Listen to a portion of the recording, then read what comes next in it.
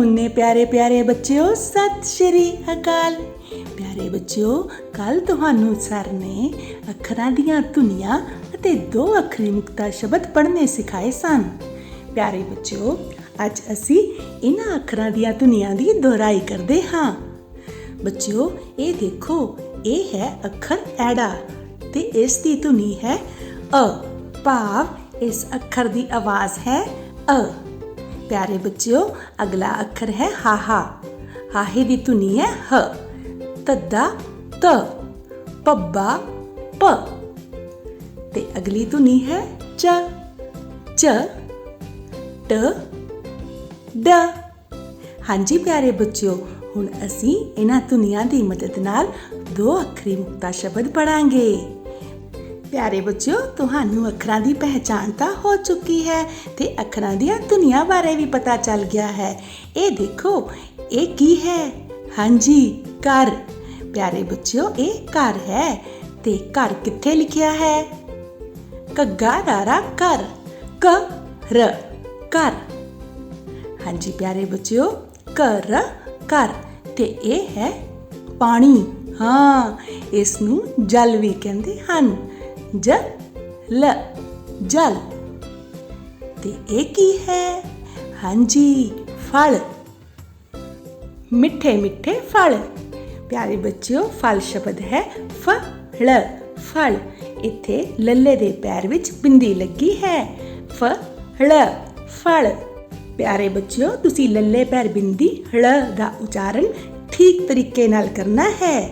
अच्छा प्यारे बच्चों, ये देखो, ये किसकी तस्वीर है? बिल्कुल ठीक, ये है तर। तुसी सलाद विच खांदे हो इसनू। हाँ जी प्यारे बच्चों, तर शब्द किस तरह बनता है? तर तर। ये ता हो गया तर। हाँ जी प्यारे बच्चों, अगली तस्वीर देखो, किसकी है भला? हाँ जी पछाणो। हाँ जी, तुसी ठीक दसिया। देखो बच्चों, किवें बनता है? थन थन। हुण तस्वीर देखो किसदी है? हाँ जी, हल। हल शब्द किवें बनता है? देखो ता भला। हल हल। इत्थे भी लल्ले पैर बिंदी है, इसका उच्चारण किवें करना है? हल हल। प्यारे बच्चों, हुण असी दो अखरी मुक्ता शब्द लिखांगे। हाँ जी बच्चों, क र कर। अगला शब्द है फल फल।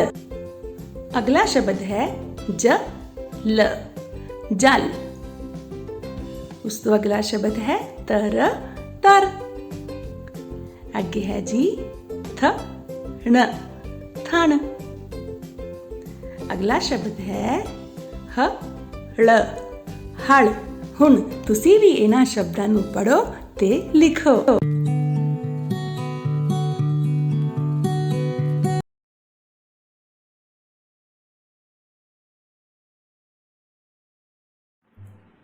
सत श्री अकाल प्यारे बच्चों, अज असी अमन अते रमन नूं मिलदे हां।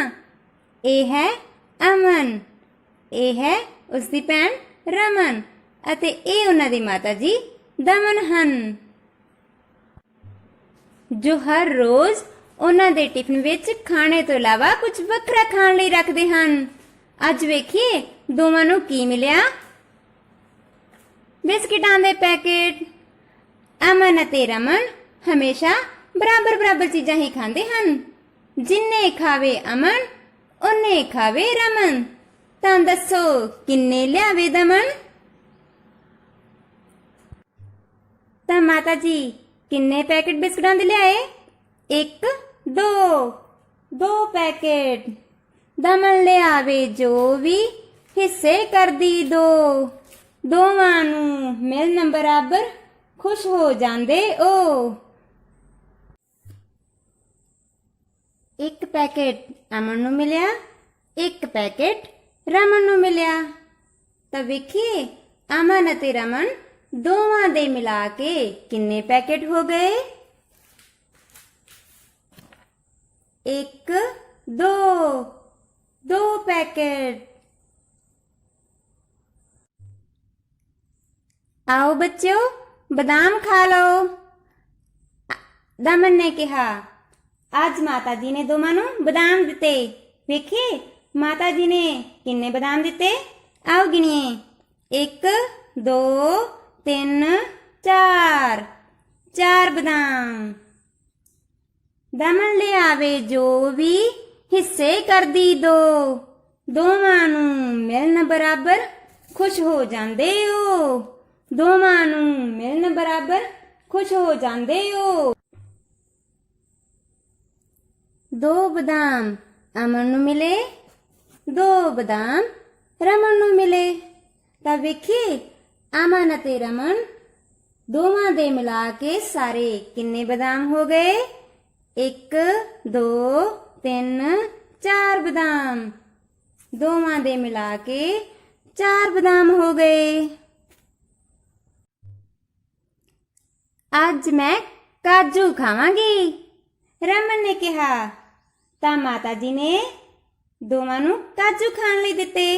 ਗਿਣੀਏ ਮਾਤਾ ਜੀ ਨੇ ਕਿੰਨੇ ਕਾਜੂ ਦਿੱਤੇ? 1 2 3 4 5 6 6 ਕਾਜੂ। ਦਮਨ ਲਿਆਵੇ ਜੋ ਵੀ ਹਿੱਸੇ ਕਰਦੀ ਦੋ। ਦੋਵਾਂ ਨੂੰ ਮਿਲਣ ਬਰਾਬਰ ਖੁਸ਼ ਹੋ ਜਾਂਦੇ ਓ। ਦੋਵਾਂ ਨੂੰ ਮਿਲਣ ਬਰਾਬਰ ਖੁਸ਼ ਹੋ ਜਾਂਦੇ ਓ। ਅਮਨ ਨੂੰ ਮਿਲੇ 3 ਕਾਜੂ, ਰਮਨ ਨੂੰ ਮਿਲੇ। ਤਾਂ ਵੇਖੀਏ ਦੋਵਾਂ ਦੇ ਮਿਲਾ ਕੇ ਸਾਰੇ ਕਿੰਨੇ ਕਾਜੂ ਹੋ ਗਏ? ਗਿਣੀਏ 1 2 3 4 5 6 ਕਾਜੂ। ਦੋਵਾਂ ਦੇ ਮਿਲਾ ਕੇ ਸਾਰੇ 6 ਕਾਜੂ ਹੋ ਗਏ। ਵਾਹ, ਅੱਜ ਮਾਤਾ ਜੀ ਜਾਮਣ ਲਿਆਏ ਹਨ। ਗਿਣੀਏ ਕਿੰਨੇ ਜਾਮਣ ਲਿਆਏ? 1 2 3 4 5 6 7 8 ਜਾਮਣ। ਮਾਤਾ ਜੀ 8 ਜਾਮਣ ਲਿਆਏ। ਦਮਨ ਲਿਆਵੇ ਜੋ ਵੀ ਹਿੱਸੇ ਕਰਦੀ ਦੋ। ਦੋਵਾਂ ਨੂੰ ਮਿਲਣ ਬਰਾਬਰ ਖੁਸ਼ ਹੋ ਜਾਂਦੇ ਓ। ਦੋਵਾਂ ਨੂੰ ਮਿਲਣ ਬਰਾਬਰ ਖੁਸ਼ ਹੋ ਜਾਂਦੇ ਓ। 4 ਜਾਮਣ ਅਮਨ ਨੂੰ ਮਿਲੇ, 4 ਜਾਮਣ ਰਮਨ ਨੂੰ ਮਿਲੇ। ਤਾਂ ਵੇਖੀਏ ਦੋਵਾਂ ਦੇ ਮਿਲਾ ਕੇ ਸਾਰੇ ਕਿੰਨੇ ਜਾਮਣ ਹੋ ਗਏ? ਆਓ ਗਿਣਦੇ ਹਾਂ। 1 2 3 4 5 6 7 8 ਜਾਮਣ। ਦੋਵਾਂ ਦੇ ਮਿਲਾ ਕੇ ਸਾਰੇ 8 ਜਾਮਣ ਹੋ ਗਏ। ਬੱਚਿਓ, ਤੁਸੀਂ ਵੀ ਘਰ ਵਿੱਚ ਵੱਖ-ਵੱਖ ਖਾਣ ਵਾਲੀਆਂ ਚੀਜ਼ਾਂ ਲੈ ਕੇ ਇਸ ਵਰਕਸ਼ੀਟ ਨੂੰ ਪੂਰਾ ਕਰਨਾ ਹੈ। ਠੀਕ ਹੈ? ਧੰਨਵਾਦ।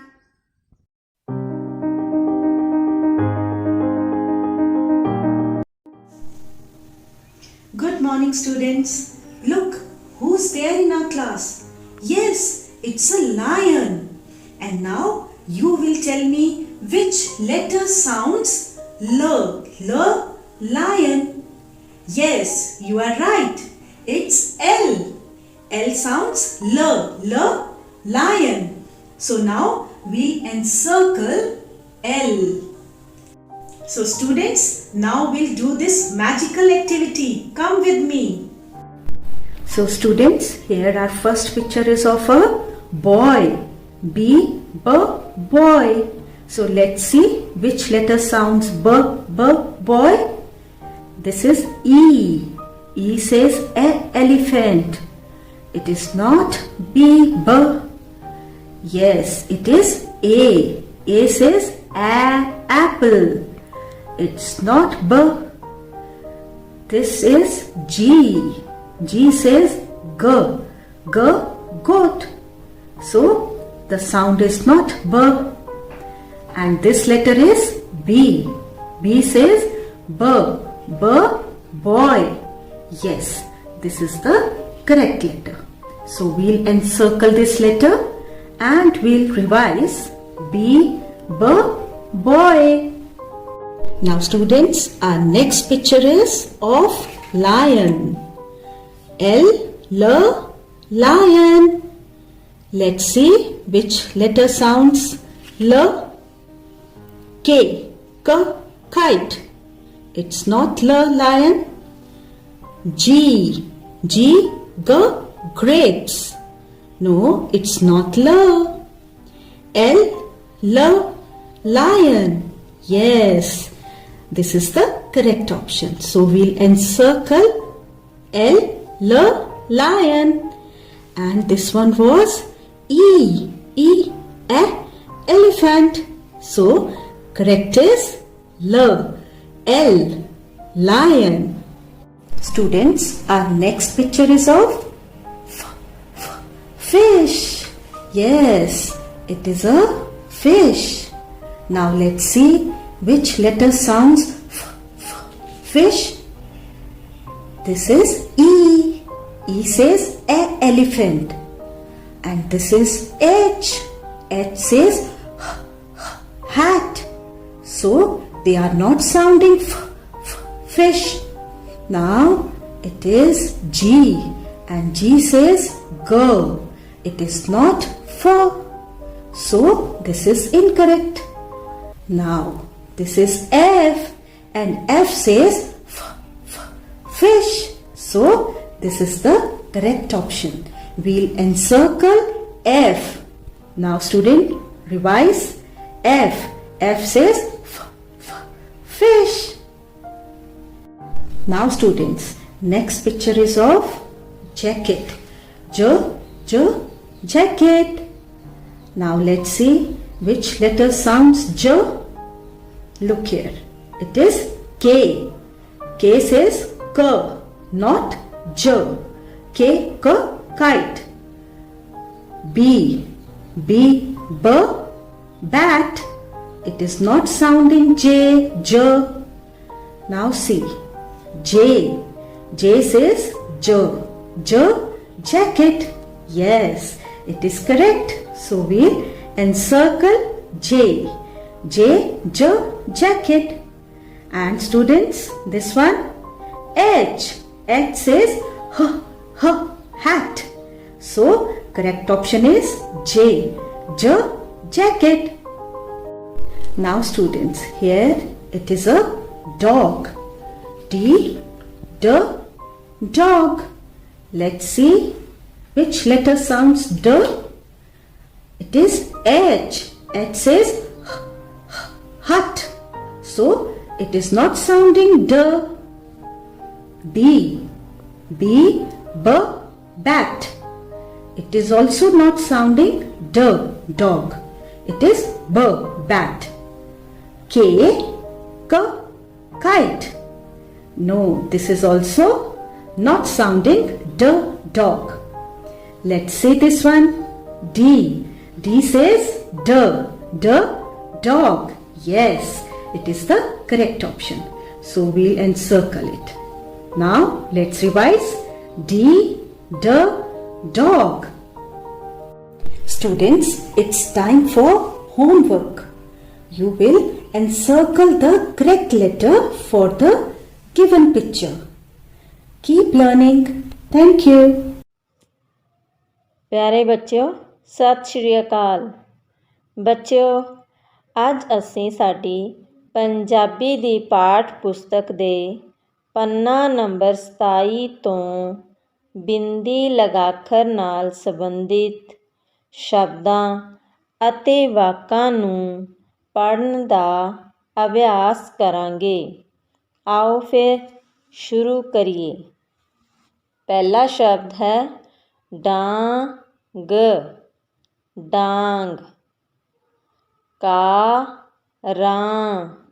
ਕਾਰਾਂ।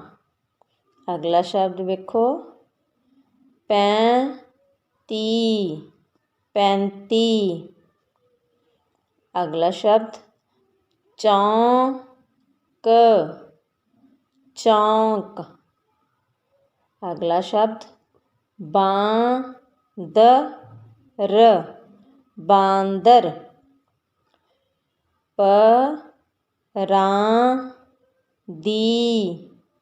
ਪਰਾਂਦੀ।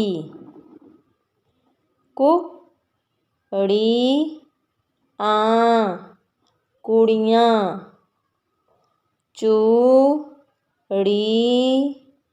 ਆਂ ਚੂੜੀਆਂ ਚਿੜੀ ਆਂ ਚਿੜੀਆਂ ਗਿ ਆ ਰਾਂ 11। ਹਾਂਜੀ ਬੱਚਿਓ, ਹੁਣ ਅਸੀਂ ਵਾਕਾਂ ਨੂੰ ਪੜ੍ਹਨ ਦਾ ਅਭਿਆਸ ਕਰਦੇ ਹਾਂ।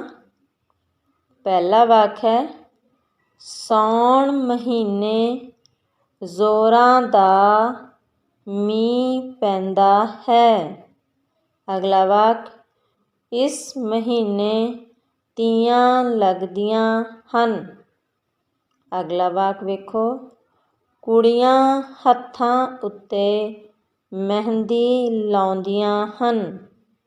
ਅਗਲਾ ਵਾਕ ਰੰਗ ਬਰੰਗੀਆਂ ਚੂੜੀਆਂ ਪਾਉਂਦੀਆਂ ਹਨ। ਅੱਗੇ ਵੇਖੋ, ਪਿੱਪਲਾਂ ਉੱਤੇ ਪੀਂਘਾਂ ਪਾਉਂਦੀਆਂ ਹਨ। ਕੁੜੀਆਂ ਪੀਂਘਾਂ ਝੂਟਦੀਆਂ ਹਨ। ਅਗਲਾ ਵਾਕ ਗਿੱਧਾ ਪਾਉਂਦੀਆਂ ਹਨ। ਅੱਗੇ ਵੇਖੋ, ਸਭ ਰਲ ਮਿਲ ਖੁਸ਼ੀ ਮਨਾਉਂਦੀਆਂ ਹਨ। ਹਾਂਜੀ ਬੱਚਿਓ, ਹੁਣ ਤੁਹਾਨੂੰ ਸ਼ਬਦਾਂ ਅਤੇ ਵਾਕਾਂ ਨੂੰ ਪੜ੍ਹ ਕੇ ਸਮਝ ਆ ਗਈ ਹੋਵੇਗੀ। ਪਿਆਰੇ ਬੱਚਿਓ, ਹੁਣ ਤੁਹਾਡੇ ਲਈ ਘਰ ਦਾ ਕੰਮ ਹੈ।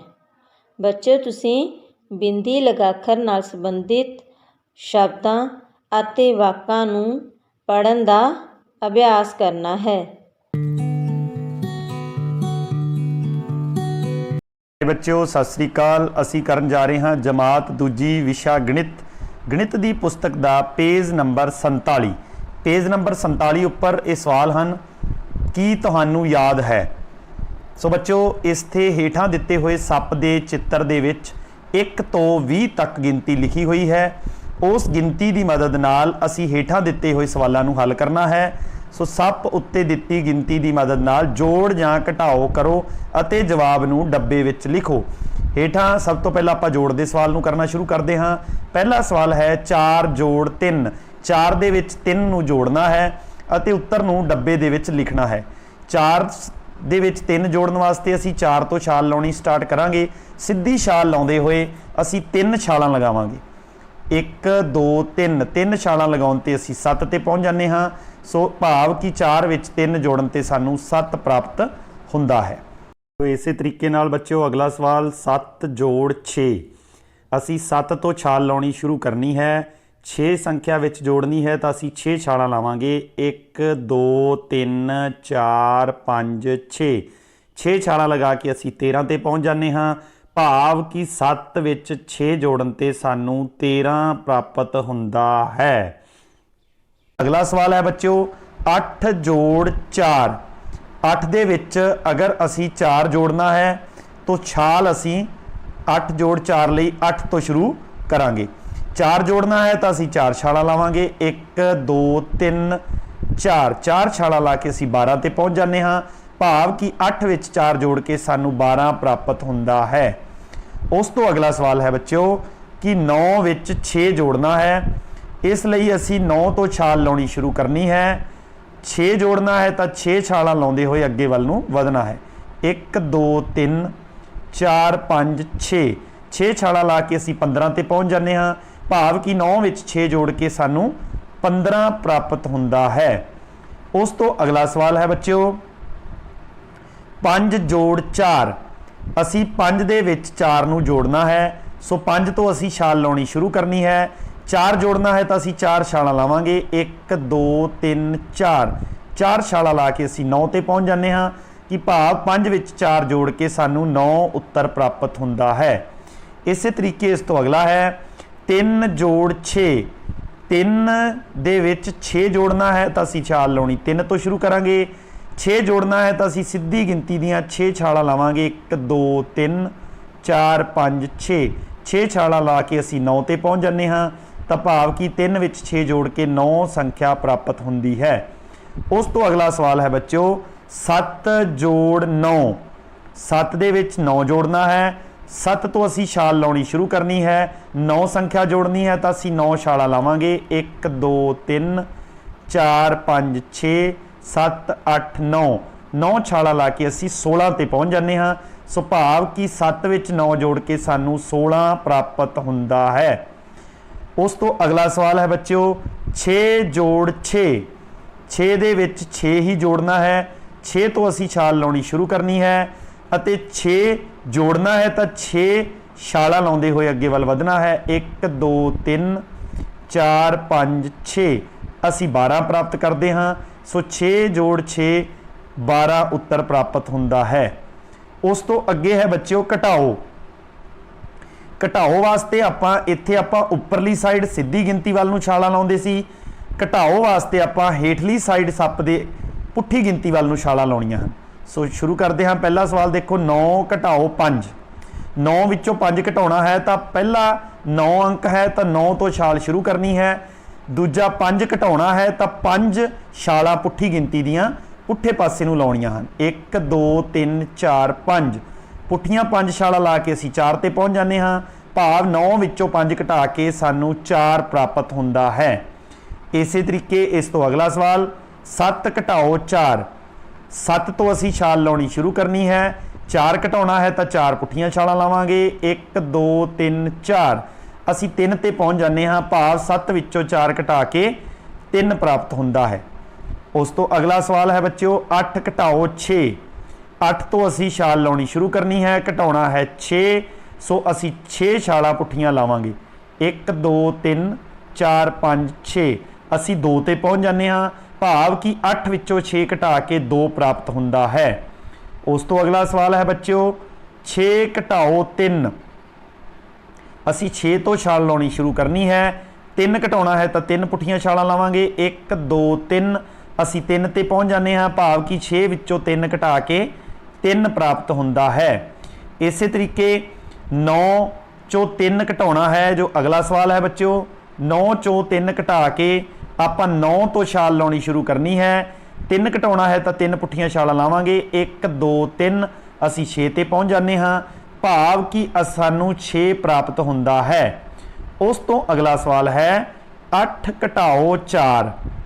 ਅਸੀਂ 8 ਤੋਂ ਛਾਲ ਲਾਉਣੀ ਸ਼ੁਰੂ ਕਰਾਂਗੇ। 4 ਘਟਾਉਣਾ ਹੈ ਤਾਂ 4 ਪੁੱਠੀਆਂ ਛਾਲਾਂ ਲਾਵਾਂਗੇ। 1 2 3 4 ਅਸੀਂ 4 ਤੇ ਪਹੁੰਚ ਜਾਂਦੇ ਹਾਂ। ਭਾਵ ਕਿ 8 ਵਿੱਚੋਂ 4 ਘਟਾ ਕੇ ਸਾਨੂੰ 4 ਪ੍ਰਾਪਤ ਹੁੰਦਾ ਹੈ। ਉਸ ਤੋਂ ਅਗਲਾ ਸਵਾਲ ਹੈ ਬੱਚਿਓ 7 ਘਟਾਓ 6।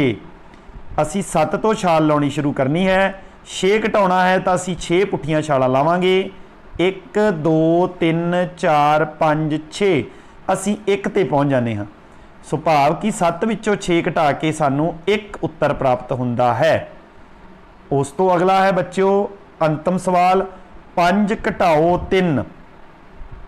5 ਚੋਂ 3 ਘਟਾਉਣਾ ਹੈ ਤਾਂ ਅਸੀਂ ਛਾਲ ਲਾਉਣੀ 5 ਤੋਂ ਸ਼ੁਰੂ ਕਰਾਂਗੇ। 3 ਘਟਾਉਣਾ ਹੈ ਤਾਂ ਅਸੀਂ 3 ਪੁੱਠੀਆਂ ਛਾਲਾਂ ਲਾਵਾਂਗੇ। 1 2 3 ਅਸੀਂ 2 ਤੇ ਪਹੁੰਚ ਜਾਂਦੇ ਹਾਂ। ਭਾਵ ਕਿ 5 ਵਿੱਚੋਂ 3 ਘਟਾ ਕੇ ਸਾਨੂੰ 2 ਉੱਤਰ ਪ੍ਰਾਪਤ ਹੁੰਦਾ ਹੈ। ਇਸ ਤਰੀਕੇ ਨਾਲ ਬੱਚਿਓ ਇਹਨਾਂ ਸਵਾਲਾਂ ਨੂੰ ਆਪਾਂ ਕਰਨਾ ਹੈ। ਥੈਂਕ ਯੂ, ਧੰਨਵਾਦ।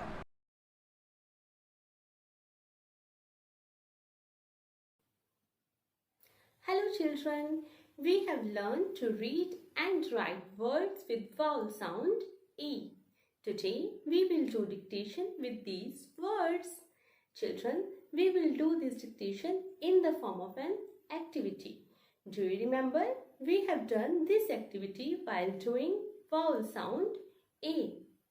Yes, I will show you some pictures one by one and you will write words for these pictures. Dear children, I will show you 10 pictures for this activity. So write down numbers 1 to 10 like this in your notebooks. Here is the first picture. Everyone write down the name for this picture. Now look at the second picture. Write down its name. Okay? Here is the next picture. Yes, write down its name. Should I show the next picture? Yes, ma'am.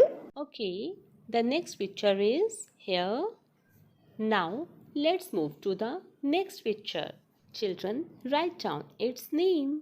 The next one is, children, do you know what is this? Yes, ma'am. That's good. Write down.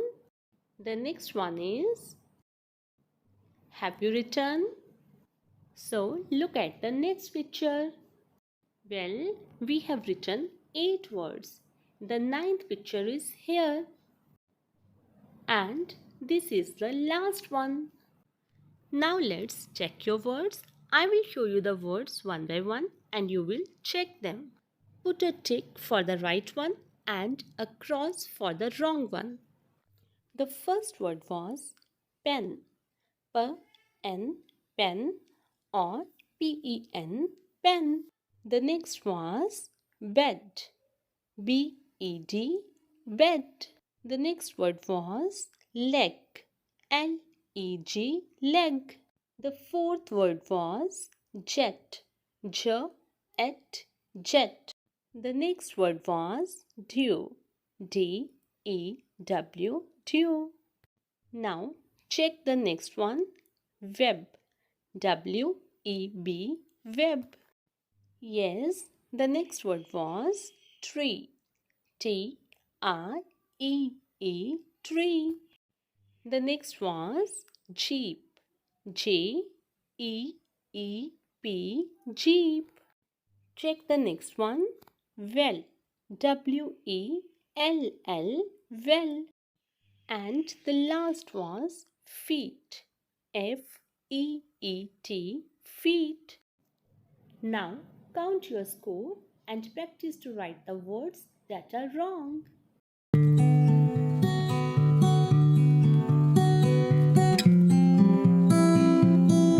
ਸਤਿ ਸ਼੍ਰੀ ਅਕਾਲ ਪਿਆਰੇ ਬੱਚਿਓ। ਅੱਜ ਦਾ ਸਾਡਾ ਵਿਸ਼ਾ ਜਮਾਤ ਤੀਜੀ ਪਾਠ number 7 ਦਰਿਆ ਨੇ ਕਿਹਾ। ਇਹ ਪਾਠ ਤੁਸੀਂ ਪਹਿਲਾਂ ਹੀ ਪੜ੍ਹ ਚੁੱਕੇ ਹੋ। ਅੱਜ ਅਸੀਂ ਇਸ ਪਾਠ ਵਿੱਚੋਂ ਪਾਠ ਅਭਿਆਸ ਕਰਾਂਗੇ। ਪਾਠ ਅਭਿਆਸ ਸਹੀ ਸ਼ਬਦ ਚੁਣੋ। ਇਸ ਅਭਿਆਸ ਵਿੱਚ ਅਸੀਂ ਇਸ ਪਾਠ ਵਿੱਚ ਆਏ ਕੁਝ ਸ਼ਬਦਾਂ ਬਾਰੇ ਪੜ੍ਹਾਂਗੇ ਤੇ ਦੇਖਾਂਗੇ ਕਿ ਦਿੱਤੇ ਗਏ 4 ਰੂਪਾਂ ਵਿੱਚੋਂ ਕਿਹੜਾ ਸ਼ਬਦ ਸਹੀ ਲਿਖਿਆ ਗਿਆ ਹੈ। ਅੱਜ ਬੇਟਾ ਪਹਿਲੇ ਸ਼ਬਦ ਦੇ 4 ਰੂਪ ਅਸੀਂ ਕਰਦੇ ਹਾਂ। ਪਹਿਲਾ ਰੂਪ ਹੈ ਲੱਕੜਹਾਰਾ, ਲੱਕੜਹਾਰਾ, ਲੱਕੜਹਾਰਾ ਜਾਂ ਲੱਕੜਹਾਰਾ। ਤਾਂ ਇਹਨਾਂ 4 ਰੂਪਾਂ ਵਿੱਚੋਂ ਇੱਕ ਸਹੀ ਸ਼ਬਦ ਰੂਪ ਅਸੀਂ ਚੁਣਨਾ ਹੈ। ਹਾਂਜੀ ਬੇਟਾ ਦੱਸੋ ਸਾਰੇ ਪਾਠ ਵਿੱਚ ਕਿਹੜਾ ਸਹੀ ਸ਼ਬਦ ਰੂਪ ਵਰਤਿਆ ਗਿਆ ਹੈ? ਬਿਲਕੁਲ ਸਹੀ, ਲੱਕੜਹਾਰਾ। ਤਾਂ ਇਹਨਾਂ 4 ਰੂਪਾਂ ਵਿੱਚੋਂ ਸਹੀ ਸ਼ਬਦ ਕਿਹੜਾ ਹੈ? ਲੱਕੜਹਾਰਾ। ਅਗਲੇ ਸ਼ਬਦ ਦੇ 4 ਰੂਪ ਹਨ ਦਰਿਆ, ਦਰਿਆ, ਦਰਿਆ ਤੇ ਦਿਰਆ। ਇਹਨਾਂ 4 ਸ਼ਬਦਾਂ ਵਿੱਚੋਂ ਜੋ ਸਹੀ ਰੂਪ ਹੈ ਉਹ ਕਿਹੜਾ ਹੈ ਬੱਚਿਓ? ਬਿਲਕੁਲ ਸਹੀ। ਜਿਸ ਤਰ੍ਹਾਂ ਕਿ ਅਸੀਂ ਪਾਠ ਦਾ ਨਾਮ ਵੀ ਪੜ੍ਹਿਆ ਹੈ, ਦਰਿਆ ਨੇ ਕਿਹਾ। ਤਾਂ ਸਹੀ ਸ਼ਬਦ ਰੂਪ ਹੈ ਜੋ ਇਹਨਾਂ 4 ਵਿੱਚੋਂ ਦਰਿਆ। ਅਗਲੇ ਸ਼ਬਦ ਦੇ 4 ਰੂਪ ਹਨ ਮਿਹਨਤ, ਮਿਹਨਤ, ਮਿਹਨਤ ਤੇ ਮਿਹਨਤ। ਤਾਂ ਇਹਨਾਂ 4 ਸ਼ਬਦ ਰੂਪਾਂ ਵਿੱਚੋਂ ਕਿਹੜਾ ਸ਼ਬਦ ਰੂਪ ਸਹੀ ਹੈ? ਬਿਲਕੁਲ ਸਹੀ ਬੱਚਿਓ, ਮਿਹਨਤ। ਜਦੋਂ ਵੀ ਅਸੀਂ ਕੋਈ ਕੰਮ ਪੂਰੀ ਲਗਨ ਨਾਲ ਜੀ ਤੋੜ ਕਰਕੇ ਕਰਦੇ ਹਾਂ ਤਾਂ ਅਸੀਂ ਮਿਹਨਤ ਕਰ ਰਹੇ ਹੁੰਦੇ ਹਾਂ। ਤਾਂ ਸਹੀ ਸ਼ਬਦ ਰੂਪ ਹੈ ਮਿਹਨਤ। ਅਗਲੇ ਸ਼ਬਦ ਦੇ 4 ਰੂਪ ਹਨ ਕਹਾੜੀ, ਕਾਹੜੀ, ਕੁਹੜੀ ਜਾਂ ਕੁਹਾੜੀ। ਲੱਕੜਹਾਰਾ ਲੱਕੜੀਆਂ ਕੱਟਣ ਵਾਸਤੇ ਕਿਸ ਦੀ ਵਰਤੋਂ ਕਰਦਾ ਸੀ? ਬਿਲਕੁਲ ਸਹੀ, ਕੁਹਾੜੀ ਦੀ। ਤਾਂ ਸਹੀ ਸ਼ਬਦ ਹੈ ਕੁਹਾੜੀ। ਅਗਲੇ ਸ਼ਬਦ ਦੇ 4 ਰੂਪ ਹਨ ਆਵਾਜ਼, ਆਵਾਜ਼, ਆਵਾਜ਼ ਜਾਂ ਆਵਾਜ਼। ਹਾਂਜੀ ਇਹਨਾਂ 4 ਰੂਪਾਂ ਵਿੱਚ ਕਿਹੜਾ ਸ਼ਬਦ ਰੂਪ ਸਹੀ ਹੈ? ਹਾਂਜੀ ਦੱਸੋ ਬੱਚਿਓ। ਬਿਲਕੁਲ ਸਹੀ ਦੱਸਿਆ, ਆਵਾਜ਼। ਤਾਂ ਆਵਾਜ਼ ਹੈ ਜੋ ਸਹੀ ਸ਼ਬਦ ਰੂਪ ਹੈ। ਅਗਲੇ ਸ਼ਬਦ ਦੇ 4 ਰੂਪ ਹਨ ਜਗਲ, ਜ਼ਗਲ, ਜੰਗਲ ਜਾਂ ਜੰਗਲ। ਹਾਂਜੀ ਕਿਹੜਾ ਸ਼ਬਦ ਰੂਪ ਸਹੀ ਹੈ? ਜੀਵ ਜੰਤੂਆਂ ਦਾ ਰਹਿਣ ਸਥਾਨ ਜੰਗਲ। ਬਿਲਕੁਲ ਸਹੀ। ਤਾਂ ਸਹੀ ਸ਼ਬਦ ਰੂਪ ਹੈ ਜੰਗਲ। ਅਗਲੇ ਸ਼ਬਦ ਦੇ 4 ਰੂਪ ਹਨ ਧਰਤੇ, ਧਰੀਤੀ, ਧਿਰਤੀ ਜਾਂ ਧਰਤੀ। ਹਾਂਜੀ ਬੇਟਾ 4 ਸ਼ਬਦ ਰੂਪਾਂ ਵਿੱਚੋਂ ਕਿਹੜਾ ਸ਼ਬਦ ਸਹੀ ਹੈ? ਬਿਲਕੁਲ ਸਹੀ, ਸਾਡਾ ਗ੍ਰਹਿ ਜਿਸ ਤੇ ਅਸੀਂ ਨਿਵਾਸ ਕਰਦੇ ਹਾਂ। ਦਰਿਆ ਨੇ ਵੀ ਬਿਰਖੂ ਲੱਕੜਹਾਰੇ ਨੂੰ ਇਹੀ ਸਲਾਹ ਦਿੱਤੀ ਸੀ ਕਿ ਜੇ ਤੂੰ ਰੁੱਖਾਂ ਨੂੰ ਕੱਟਦਾ ਹੈ ਤਾਂ ਉਸ ਦੀ ਜਗ੍ਹਾ ਉੱਤੇ ਨਵੇਂ ਰੁੱਖ ਜ਼ਰੂਰ ਲਗਾਈ। ਤਾਂ ਸਾਨੂੰ ਵੀ ਚਾਹੀਦਾ ਹੈ ਕਿ ਅਸੀਂ ਵੱਧ ਤੋਂ ਵੱਧ ਰੁੱਖ ਲਗਾਈਏ ਤੇ ਧਰਤੀ ਨੂੰ ਹਰਾ ਭਰਾ ਬਣਾਈਏ। ਘਰ ਦੇ ਕੰਮ ਵਿੱਚ ਬੱਚਿਓ ਜੋ ਸ਼ਬਦ ਅਸੀਂ ਪੜ੍ਹੇ ਹਨ, ਇਹਨਾਂ ਸ਼ਬਦਾਂ ਨੂੰ ਸੁੰਦਰ ਲਿਖਾਈ ਵਿੱਚ ਆਪਣੀ ਕਾਪੀ ਵਿੱਚ ਲਿਖ ਲੈਣਾ ਹੈ। ਸਤਿ ਸ਼੍ਰੀ ਅਕਾਲ ਪਿਆਰੇ ਬੱਚਿਓ ਅੱਜ ਅਸੀਂ ਤੁਹਾਡੀ ਗਣਿਤ ਦੇ ਪਾਠ ਪੁਸਤਕ ਦੇ ਪੰਨਾ ਨੰਬਰ 58 ਉੱਪਰ ਦਿੱਤੇ ਗਏ 3 ਅੰਕੀ ਸੰਖਿਆਵਾਂ ਦਾ ਜੋੜ ਅਗਲੇ ਸਵਾਲ ਕਰੰਸੀ ਨੋਟਾਂ ਦੀ ਮਦਦ ਦੇ ਨਾਲ ਹੱਲ ਕਰਾਂਗੇ। ਪਿਆਰੇ ਬੱਚਿਓ, ਗੁਰਜੋਤ ਦੇ ਬੈਂਕ ਖਾਤੇ ਵਿੱਚ 20 ਜੁਲਾਈ ਨੂੰ ਸਨ 488 ਰੁਪਏ। ਹਾਂਜੀ, 28 ਜੁਲਾਈ ਨੂੰ ਗੁਰਜੋਤ ਨੇ ਬੈਂਕ ਖਾਤੇ ਵਿੱਚ ਜਮ੍ਹਾਂ ਕਰਾਏ 345 ਰੁਪਏ। ਹੋਰ ਤੋਂ ਭਾਵ ਹੈ ਜੋੜ। ਤੇ ਆਓ ਫਿਰ ਦੇਖੀਏ ਪਿਆਰੇ ਬੱਚਿਓ, ਗੁਰਜੋਤ ਦੇ ਬੈਂਕ ਖਾਤੇ ਵਿੱਚ ਕਿੰਨੇ ਰੁਪਏ ਹੋ ਗਏ। ਬੱਚਿਓ, 20 ਜੁਲਾਈ ਨੂੰ ਗੁਰਜੋਤ ਨੇ ਖਾਤੇ ਵਿੱਚ ਜਮ੍ਹਾਂ ਰਾਸ਼ੀ 488 ਰੁਪਏ। ਹਾਂਜੀ, ਇੱਕ ਦੇ 8 ਨੋਟ ਭਾਵ 8 ਇਕਾਈਆਂ, 10 ਦੇ 8 ਨੋਟ ਭਾਵ 80 ਰੁਪਏ ਤੇ 80 ਰੁਪਏ ਬਰਾਬਰ ਹੈ 8 ਦਹਾਈਆਂ ਤੇ 100 ਦੇ 4 ਨੋਟ ਭਾਵ 400 ਰੁਪਏ ਤੇ 400 ਰੁਪਏ ਭਾਵ 4 ਸੈਂਕੜੇ। ਮਿਤੀ 28 ਜੁਲਾਈ ਨੂੰ ਗੁਰਜੋਤ ਨੇ ਖਾਤੇ ਵਿੱਚ ਜਮ੍ਹਾਂ ਕਰਾਈ ਰਾਸ਼ੀ 345 ਰੁਪਏ ਭਾਵ ਇੱਕ ਦੇ 5 ਨੋਟ। ਹਾਂਜੀ, ਬਰਾਬਰ ਹੈ ਬਿਲਕੁਲ ਠੀਕ 5 ਇਕਾਈਆਂ। 10 ਦੇ 4 ਨੋਟ ਭਾਵ 40 ਰੁਪਏ ਤੇ 40 ਰੁਪਏ ਬਰਾਬਰ ਹਨ 4 ਦਹਾਈਆਂ ਤੇ 100 ਦੇ 3 ਨੋਟ ਭਾਵ 300 ਰੁਪਏ ਤੇ 300 ਰੁਪਏ ਬਰਾਬਰ ਹਨ 3 ਸੈਂਕੜੇ। ਤੇ ਬੱਚਿਓ, ਆਓ ਹੁਣ ਦੇਖੀਏ ਗੁਰਜੋਤ ਦੇ ਬੈਂਕ ਖਾਤੇ ਵਿੱਚ ਕਿੰਨੀ ਜਮ੍ਹਾਂ ਰਾਸ਼ੀ ਹੋ ਗਈ। ਆਓ ਫਿਰ ਸ਼ੁਰੂ ਕਰੀਏ ਇੱਕ ਦੇ ਨੋਟਾਂ ਤੋਂ। ਹਾਂਜੀ, 1 2 3 4 5 6 7 8 9 10 11 12 13 13 ਇੱਕ ਦੇ ਨੋਟ ਭਾਵ 13 ਇਕਾਈਆਂ। ਹੁਣ ਗੁਰਜੋਤ ਨੇ ਪਿਆਰੇ ਬੱਚਿਓ ਇੱਕ ਦੇ 10 ਨੋਟਾਂ ਦੇ ਬਦਲੇ ਹਾਂਜੀ 10 ਦਾ ਇੱਕ ਨੋਟ ਲੈ ਲਿਆ। क्योंकि मेरे प्यारे बच्चों 10 इकाइयां बराबर है 1 दहाई।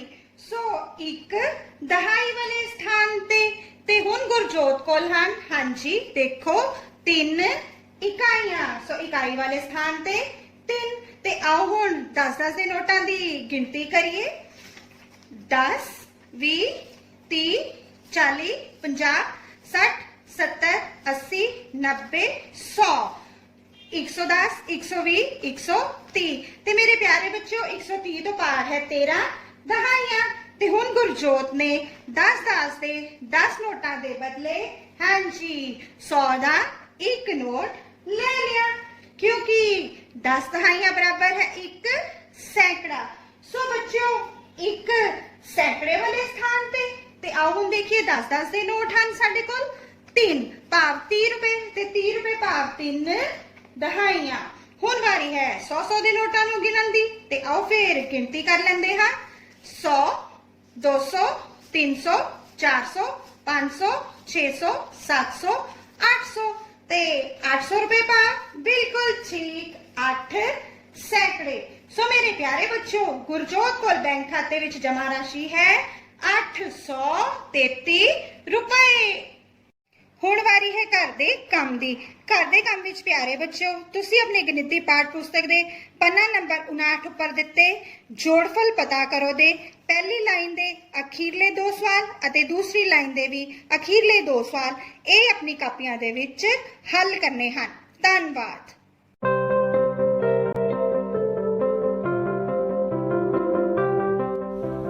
Hello kids. Today we will learn the next 2 lines of the poem. Let's start. They spr spr ed spread shade shade shade.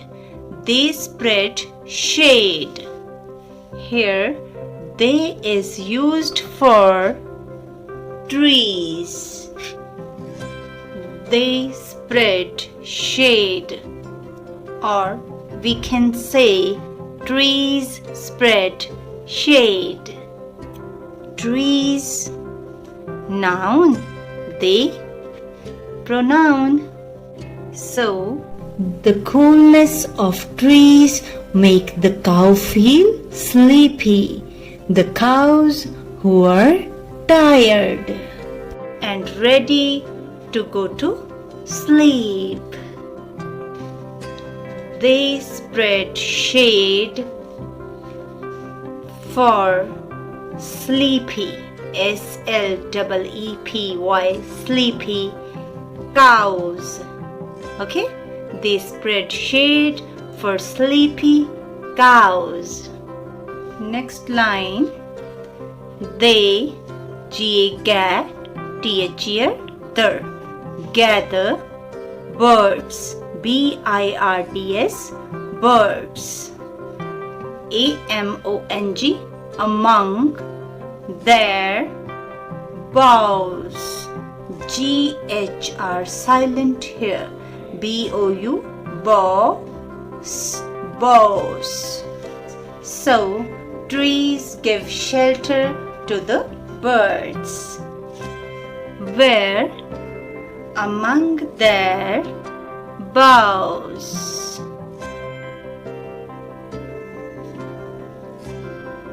Boughs are strong branches of tree. Boughs are the ones on which the children enjoy swing.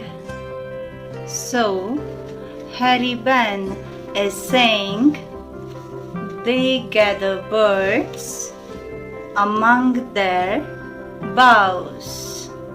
That's why trees are the kindest things in the world.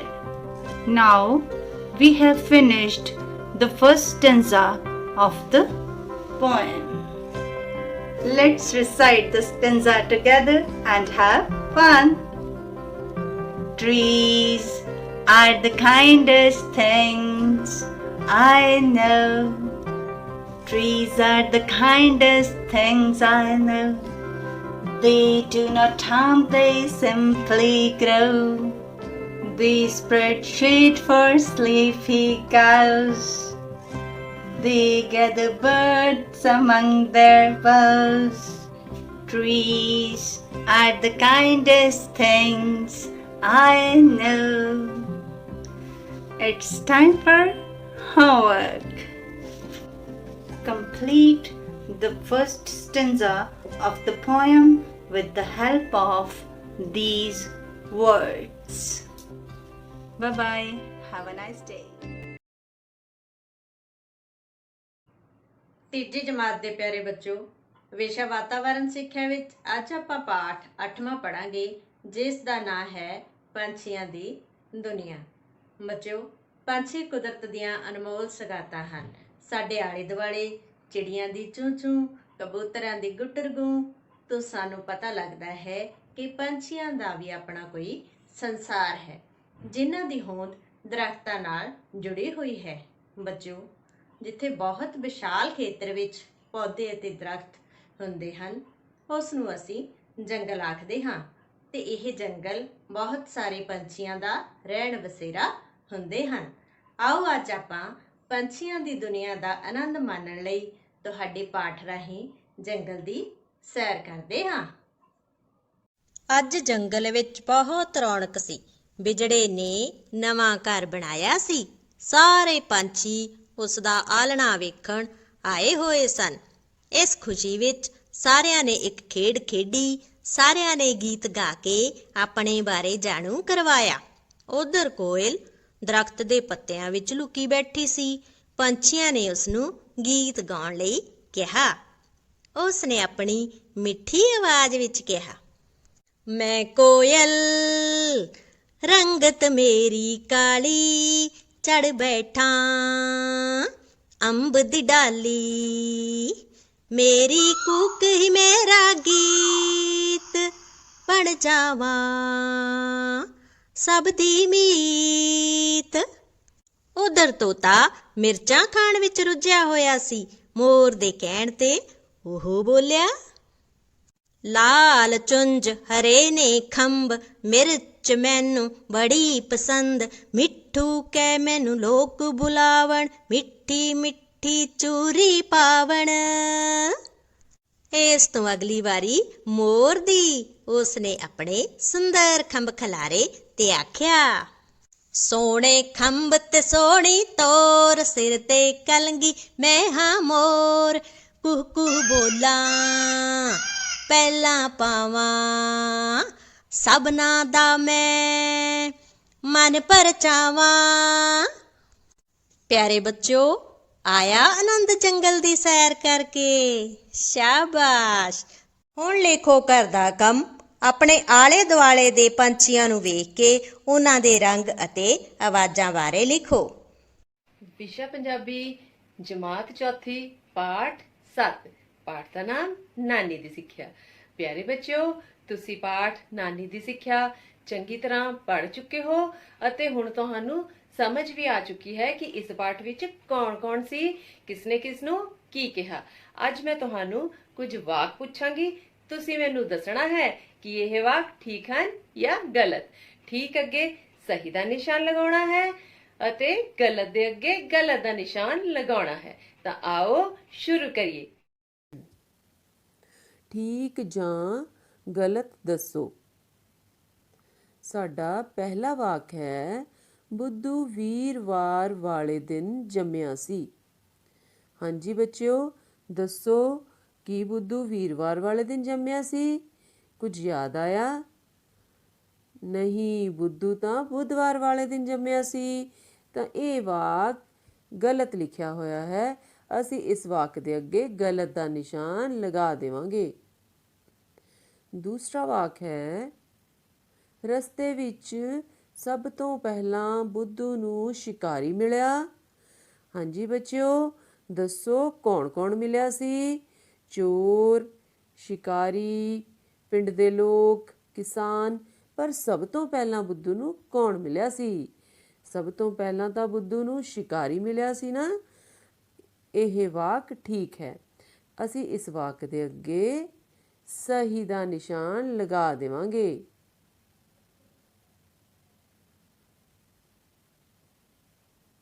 ਤੀਸਰਾ ਵਾਕ ਹੈ, ਬੁੱਧ ਰਾਮ ਦਾ ਇਹ ਨਾਂ ਉਸ ਦੀ ਦਾਦੀ ਨੇ ਰੱਖਿਆ ਸੀ। ਦੱਸੋ ਬੱਚਿਓ, ਕੀ ਇਹ ਵਾਕ ਠੀਕ ਹੈ? ਨਹੀਂ ਠੀਕ, ਇਹ ਵਾਕ ਗਲਤ ਹੈ, ਕਿਉਂਕਿ ਬੁੱਧ ਰਾਮ ਦਾ ਇਹ ਨਾਂ ਉਸ ਦੀ ਨਾਨੀ ਨੇ ਰੱਖਿਆ ਸੀ ਅਤੇ ਬੁੱਧੂ ਕਿਸ ਕੋਲ ਮਿਲਣ ਗਿਆ ਸੀ? ਨਾਨੀ ਕੋਲ। ਇਹ ਵਾਕ ਗਲਤ ਹੈ। ਚੌਥਾ ਵਾਕ ਹੈ, ਕਿਸਾਨ ਦੀ ਪੱਕੀ ਹੋਈ ਫਸਲ ਨੂੰ ਅੱਗ ਲੱਗੀ ਹੋਈ ਸੀ। ਯਾਦ ਆਇਆ ਬੱਚਿਓ? ਕੀ ਇਹ ਵਾਕ ਠੀਕ ਹੈ? ਜੀ ਹਾਂ, ਇਹ ਵਾਕ ਠੀਕ ਹੈ। ਕਿਸਾਨ ਦੀ ਪੱਕੀ ਹੋਈ ਫਸਲ ਨੂੰ ਅੱਗ ਲੱਗੀ ਹੋਈ ਸੀ। ਅਸੀਂ ਇਸ ਵਾਕ ਦੇ ਅੱਗੇ ਸਹੀ ਦਾ ਨਿਸ਼ਾਨ ਲਗਾ ਦੇਵਾਂਗੇ। ਅਗਲਾ ਵਾਕ ਹੈ, ਅਗਲੇ ਪਿੰਡ ਵਿੱਚ ਇੱਕ ਮੁੰਡੇ ਦਾ ਵਿਆਹ ਸੀ। ਯਾਦ ਕਰੋ ਬੱਚਿਓ, ਜਦੋਂ ਬੁੱਧੂ ਕਹਿ ਰਿਹਾ ਸੀ ਕਿ ਇਹੋ ਜਿਹੀ ਕਿਸੇ ਨਾਲ ਨਾ ਹੋਵੇ। ਯਾਦ ਆਇਆ? ਕਿਸ ਦਾ ਵਿਆਹ ਸੀ? ਕੁੜੀ ਦਾ ਵਿਆਹ ਸੀ। ਇਹ ਵਾਕ ਗਲਤ ਲਿਖਿਆ ਹੋਇਆ ਹੈ, ਤਾਂ ਅਸੀਂ ਇਸ ਵਾਕ ਦੇ ਅੱਗੇ ਗਲਤ ਦਾ ਨਿਸ਼ਾਨ ਲਗਾ ਦੇਵਾਂਗੇ। ਛੇਵਾਂ ਵਾਕ ਹੈ, ਬੁੱਧੂ ਨੂੰ ਨਾਨੀ ਦੀ ਕਹੀ ਗੱਲ ਸਮਝ ਆ ਗਈ। ਜੀ ਹਾਂ, ਇਹ ਵਾਕ ਬਿਲਕੁਲ ਠੀਕ ਹੈ, ਕਿਉਂਕਿ ਬੁੱਧੂ ਨੂੰ ਹੁਣ ਸਮਝ ਆ ਗਈ ਸੀ ਕਿ ਪੜ੍ਹਨ ਲਿਖਣ ਨਾਲ ਹੀ ਬੱਚੇ ਹੁਸ਼ਿਆਰ ਅਤੇ ਅਕਲਮੰਦ ਬਣਦੇ ਹਨ।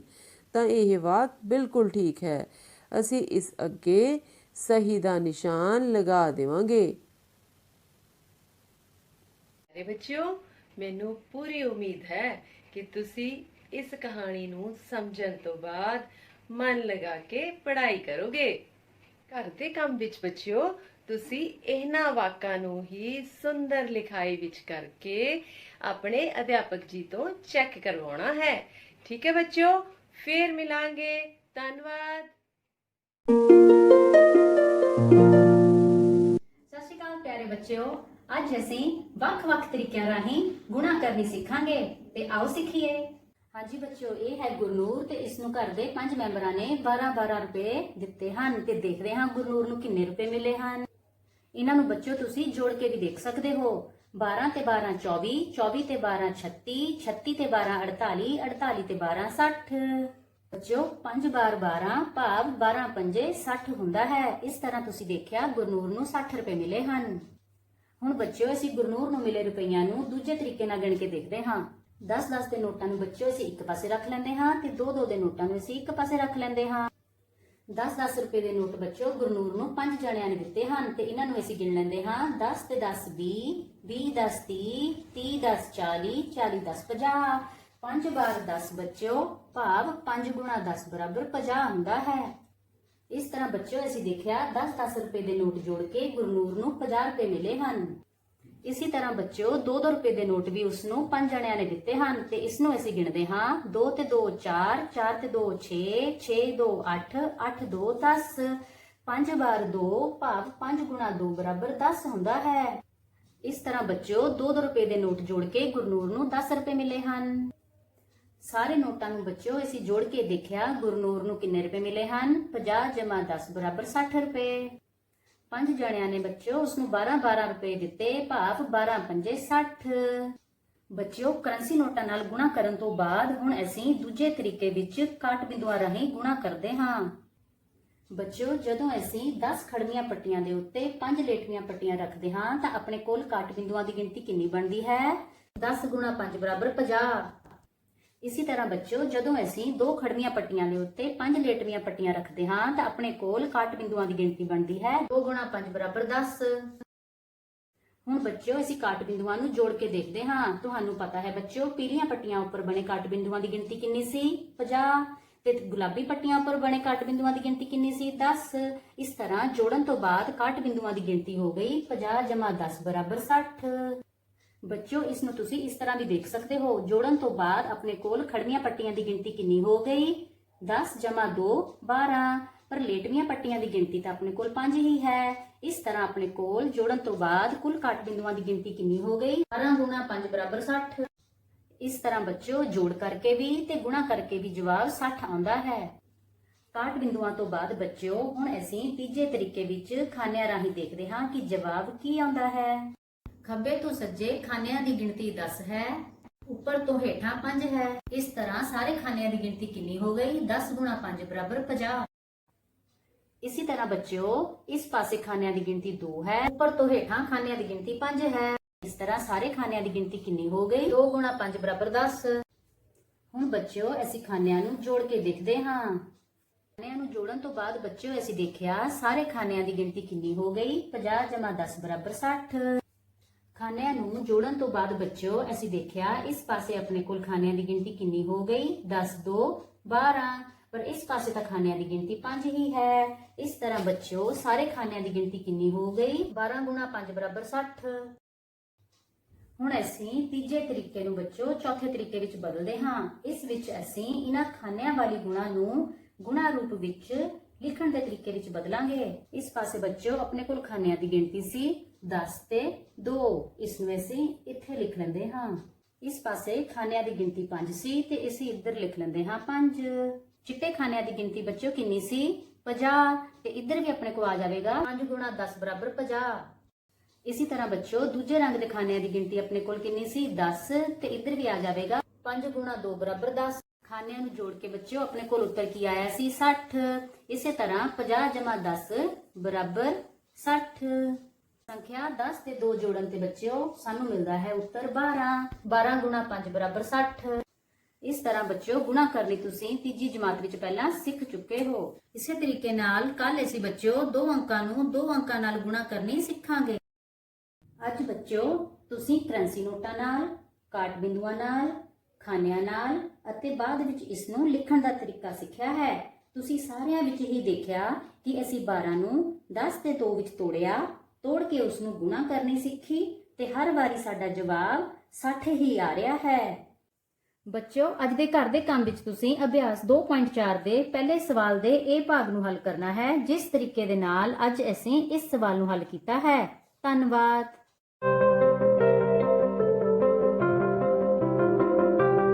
Hello students, today we are going to do a very interesting exercise given in your book at page number 21. In this exercise, students, you have to put a tick or cross for the following statements. Let's start? Okay, let's read the first statement. Always speak the truth. Now students, tell me, is this statement correct or incorrect?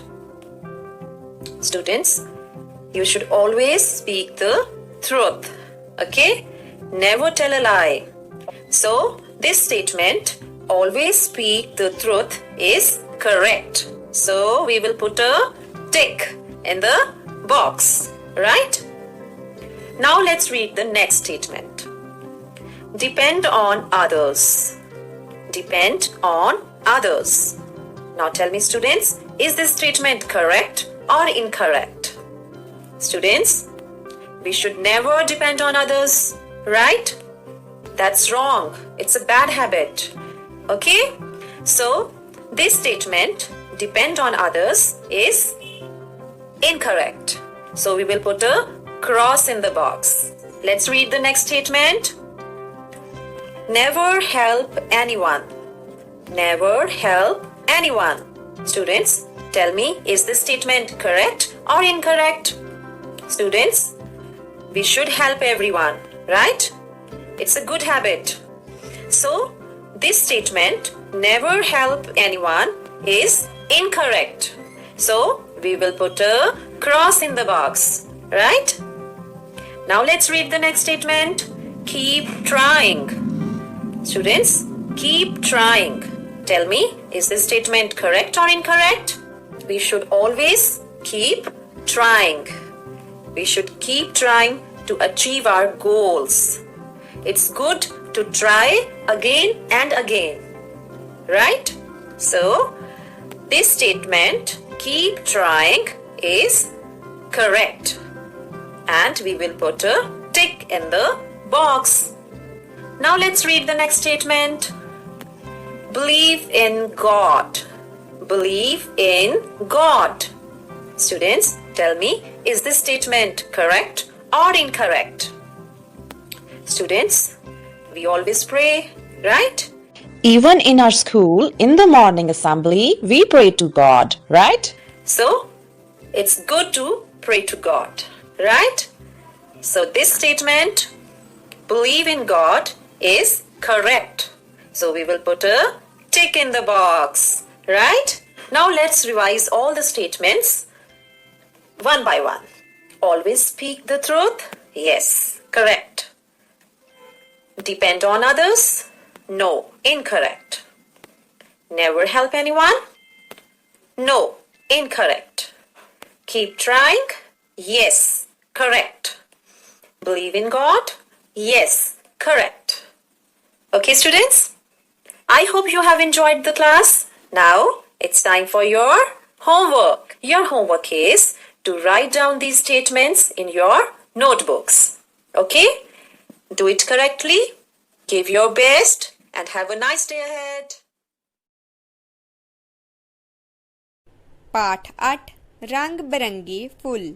ਬੱਚਿਓ, ਹੁਣ ਤੱਕ ਤੁਸੀਂ ਇਸ ਪਾਠ ਵਿੱਚ ਪੜ੍ਹਿਆ ਕਿ ਸੁਖਮਨ ਨੂੰ ਉਸ ਦੇ ਨਾਨਾ ਜੀ ਨੇ ਗੁਲਕੰਦ ਅਤੇ ਗੋਭੀ ਦੇ ਫੁੱਲ ਬਾਰੇ ਦੱਸਿਆ।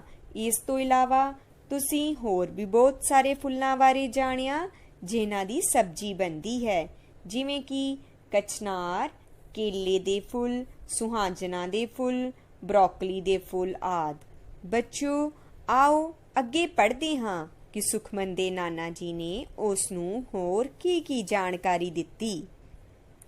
ਸੁਖਮਨ ਪੁੱਤਰ, ਫੁੱਲ ਹੋਰ ਵੀ ਬਹੁਤ ਕੰਮ ਆਉਂਦੇ ਨੇ, ਉਸ ਦੇ ਨਾਨਾ ਜੀ ਨੇ ਕਿਹਾ। ਨਾਨਾ ਜੀ, ਮੈਨੂੰ ਸਾਰਾ ਕੁਝ ਦੱਸੋ। ਸੁਖਮਨ ਕਾਹਲਾ ਪੈ ਗਿਆ। ਬੱਚਿਓ, ਆਓ ਪੜ੍ਹੀਏ ਕਿ ਨਾਨਾ ਜੀ ਨੇ ਉਸ ਨੂੰ ਕੀ ਜਾਣਕਾਰੀ ਦਿੱਤੀ। ਗੁਲਾਬ ਦੇ ਫੁੱਲ ਤੋਂ ਗੁਲਾਬ ਜਲ, ਇਤਰ ਅਤੇ ਸ਼ਰਬਤ ਬਣਦਾ ਹੈ।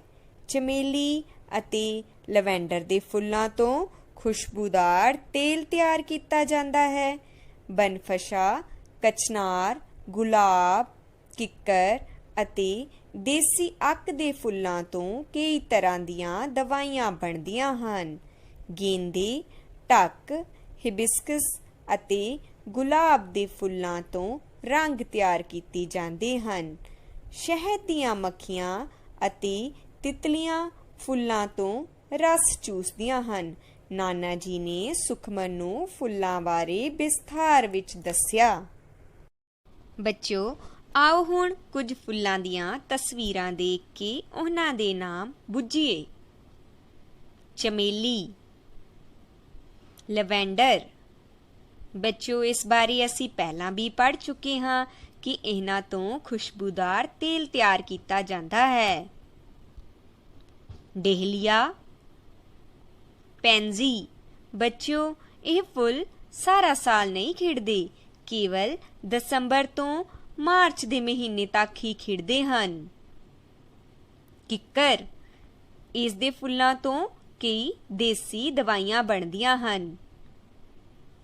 ਹਿਬਿਸਕਸ, ਇਸ ਨੂੰ ਗੁੜਹਲ ਵੀ ਕਹਿੰਦੇ ਹਨ। ਇਸ ਤੋਂ ਰੰਗ ਤਿਆਰ ਕੀਤੇ ਜਾਂਦੇ ਹਨ। ਗੁਲਾਬ, ਇਹ ਤਾਂ ਤੁਹਾਡਾ ਸਭ ਦਾ ਹੀ ਮਨਪਸੰਦ ਫੁੱਲ ਹੋਵੇਗਾ। ਇਸ ਤੋਂ ਸ਼ਰਬਤ, ਗੁਲਕੰਦ, ਇਤਰ, ਗੁਲਾਬ ਜਲ, ਰੰਗ ਅਤੇ ਕਈ ਦੇਸੀ ਦਵਾਈਆਂ ਬਣਦੀਆਂ ਹਨ। ਗੇਂਦਾ, ਇਸ ਤੋਂ ਫੁੱਲਾਂ ਦੇ ਹਾਰ, ਵਿਆਹ ਸ਼ਾਦੀਆਂ ਮੌਕੇ ਸਜਾਵਟ ਕੀਤੀ ਜਾਂਦੀ ਹੈ। ਸੂਰਜਮੁਖੀ, ਇਸ ਦੇ ਬੀਜਾਂ ਤੋਂ ਤੇਲ ਤਿਆਰ ਕੀਤਾ ਜਾਂਦਾ ਹੈ ਅਤੇ ਇਸ ਦੇ ਫੁੱਲਾਂ ਦਾ ਝੁਕਾਅ ਸੂਰਜ ਦੀ ਦਿਸ਼ਾ ਵੱਲ ਹੀ ਹੁੰਦਾ ਹੈ। ਘਰ ਦਾ ਕੰਮ। ਬੱਚਿਓ, ਇਹਨਾਂ ਵਿੱਚੋਂ ਕੋਈ 2 ਫੁੱਲਾਂ ਦੇ ਨਾਂ ਅਤੇ ਉਹਨਾਂ ਦੀ ਵਰਤੋਂ ਬਾਰੇ ਦੱਸੋ। ਇਸ ਪ੍ਰਸ਼ਨ ਦਾ ਉੱਤਰ ਤੁਸੀਂ ਆਪਣੀ ਕਾਪੀ ਉੱਤੇ ਸੋਹਣਾ ਕਰਕੇ ਲਿਖਣਾ ਹੈ।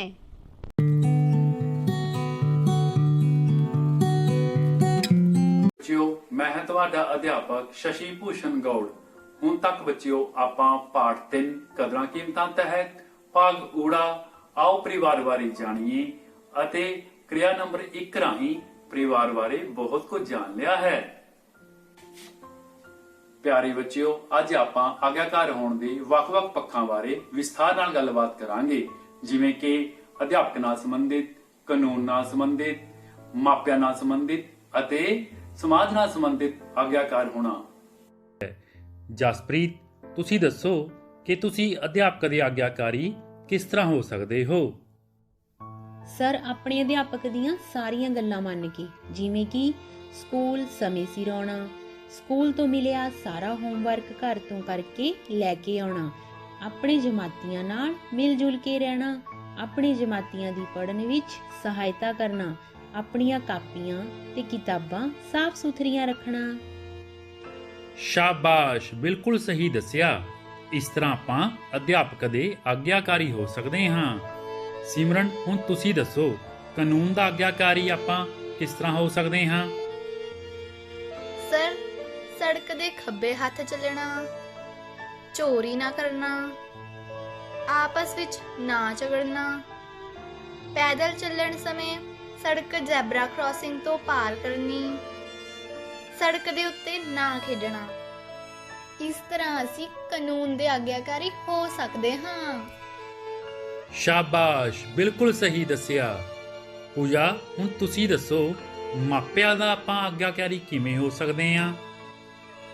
ਸਰ, ਵੱਡਿਆਂ ਦਾ ਸਤਿਕਾਰ ਕਰਕੇ, ਮਾਤਾ ਪਿਤਾ ਦੀ ਸੇਵਾ ਕਰਕੇ, ਉਹਨਾਂ ਦੀ ਗੱਲ ਧਿਆਨ ਨਾਲ ਸੁਣਨਾ, ਗਲਤੀ ਲਈ ਮਾਫੀ ਮੰਗਣਾ ਅਤੇ ਬਹਿਸ ਨਾ ਕਰਨਾ। ਬਿਲਕੁਲ ਸਹੀ ਦੱਸਿਆ। ਸਾਨੂੰ ਆਪਣੇ ਮਾਤਾ ਪਿਤਾ ਦਾ ਸਤਿਕਾਰ ਕਰਨਾ ਚਾਹੀਦਾ ਹੈ, ਉਹਨਾਂ ਦੀ ਹਰ ਗੱਲ ਮੰਨਣੀ ਚਾਹੀਦੀ ਹੈ। ਸੀਰਤ, ਹੁਣ ਤੁਸੀਂ ਦੱਸੋ, ਸਾਨੂੰ ਸਮਾਜ ਦੇ ਆਗਿਆਕਾਰੀ ਹੋਣ ਲਈ ਕੀ ਕਰਨਾ ਚਾਹੀਦਾ ਹੈ? ਸਰ, ਇੱਕ ਦੂਸਰੇ ਦੀ ਮਦਦ ਕਰਨਾ, ਆਪਸ ਵਿੱਚ ਪਿਆਰ ਨਾਲ ਰਹਿਣਾ, ਅਨੁਸ਼ਾਸਨ ਵਿੱਚ ਰਹਿਣਾ, ਸਮਾਜ ਸੇਵਾ ਦੇ ਕੰਮਾਂ ਵਿੱਚ ਵੱਧ ਚੜ ਕੇ ਹਿੱਸਾ ਲੈਣਾ, ਇੱਕ ਦੂਸਰੇ ਨੂੰ ਇੱਜ਼ਤ ਸਤਿਕਾਰ ਦੇਣਾ। ਇਸ ਤਰ੍ਹਾਂ ਅਸੀਂ ਸਮਾਜ ਦੇ ਆਗਿਆਕਾਰੀ ਹੋ ਸਕਦੇ ਹਾਂ। ਸ਼ਾਬਾਸ਼ ਬੱਚਿਓ, ਸਾਨੂੰ ਆਪਣੇ ਪਰਿਵਾਰ ਅਤੇ ਸਮਾਜ ਦੇ ਵਿੱਚ ਆਪਸੀ ਤਾਲਮੇਲ ਬਣਾ ਕੇ ਰੱਖਣਾ ਚਾਹੀਦਾ ਹੈ। ਹੁਣ ਵਾਰੀ ਹੈ ਤੁਹਾਡੇ ਘਰ ਦੇ ਕੰਮ ਦੀ, ਜੋ ਅੱਜ ਆਪਾਂ ਆਗਿਆਕਾਰ ਹੋਣ ਦੇ ਵੱਖ-ਵੱਖ ਪੱਖਾਂ ਬਾਰੇ ਜਾਣਿਆ ਹੈ, ਜਿਵੇਂ ਕਿ ਅਧਿਆਪਕ ਨਾਲ ਸੰਬੰਧਿਤ, ਕਾਨੂੰਨ ਨਾਲ ਸੰਬੰਧਿਤ, ਮਾਪਿਆਂ ਨਾਲ ਸੰਬੰਧਿਤ ਅਤੇ ਸਮਾਜ ਨਾਲ ਸੰਬੰਧਿਤ ਆਗਿਆਕਾਰ ਹੋਣਾ। ਇਹਨਾਂ ਨੂੰ ਆਪਣੀਆਂ ਕਾਪੀਆਂ ਤੇ ਸਾਫ਼-ਸਾਫ਼ ਲਿਖ ਕੇ ਲੈ ਕੇ ਆਉਣਾ ਹੈ। ਪਿਆਰੇ ਬੱਚਿਓ, ਤਿਤਲੀਆਂ ਕਿਸ-ਕਿਸ ਨੂੰ ਪਸੰਦ ਹਨ?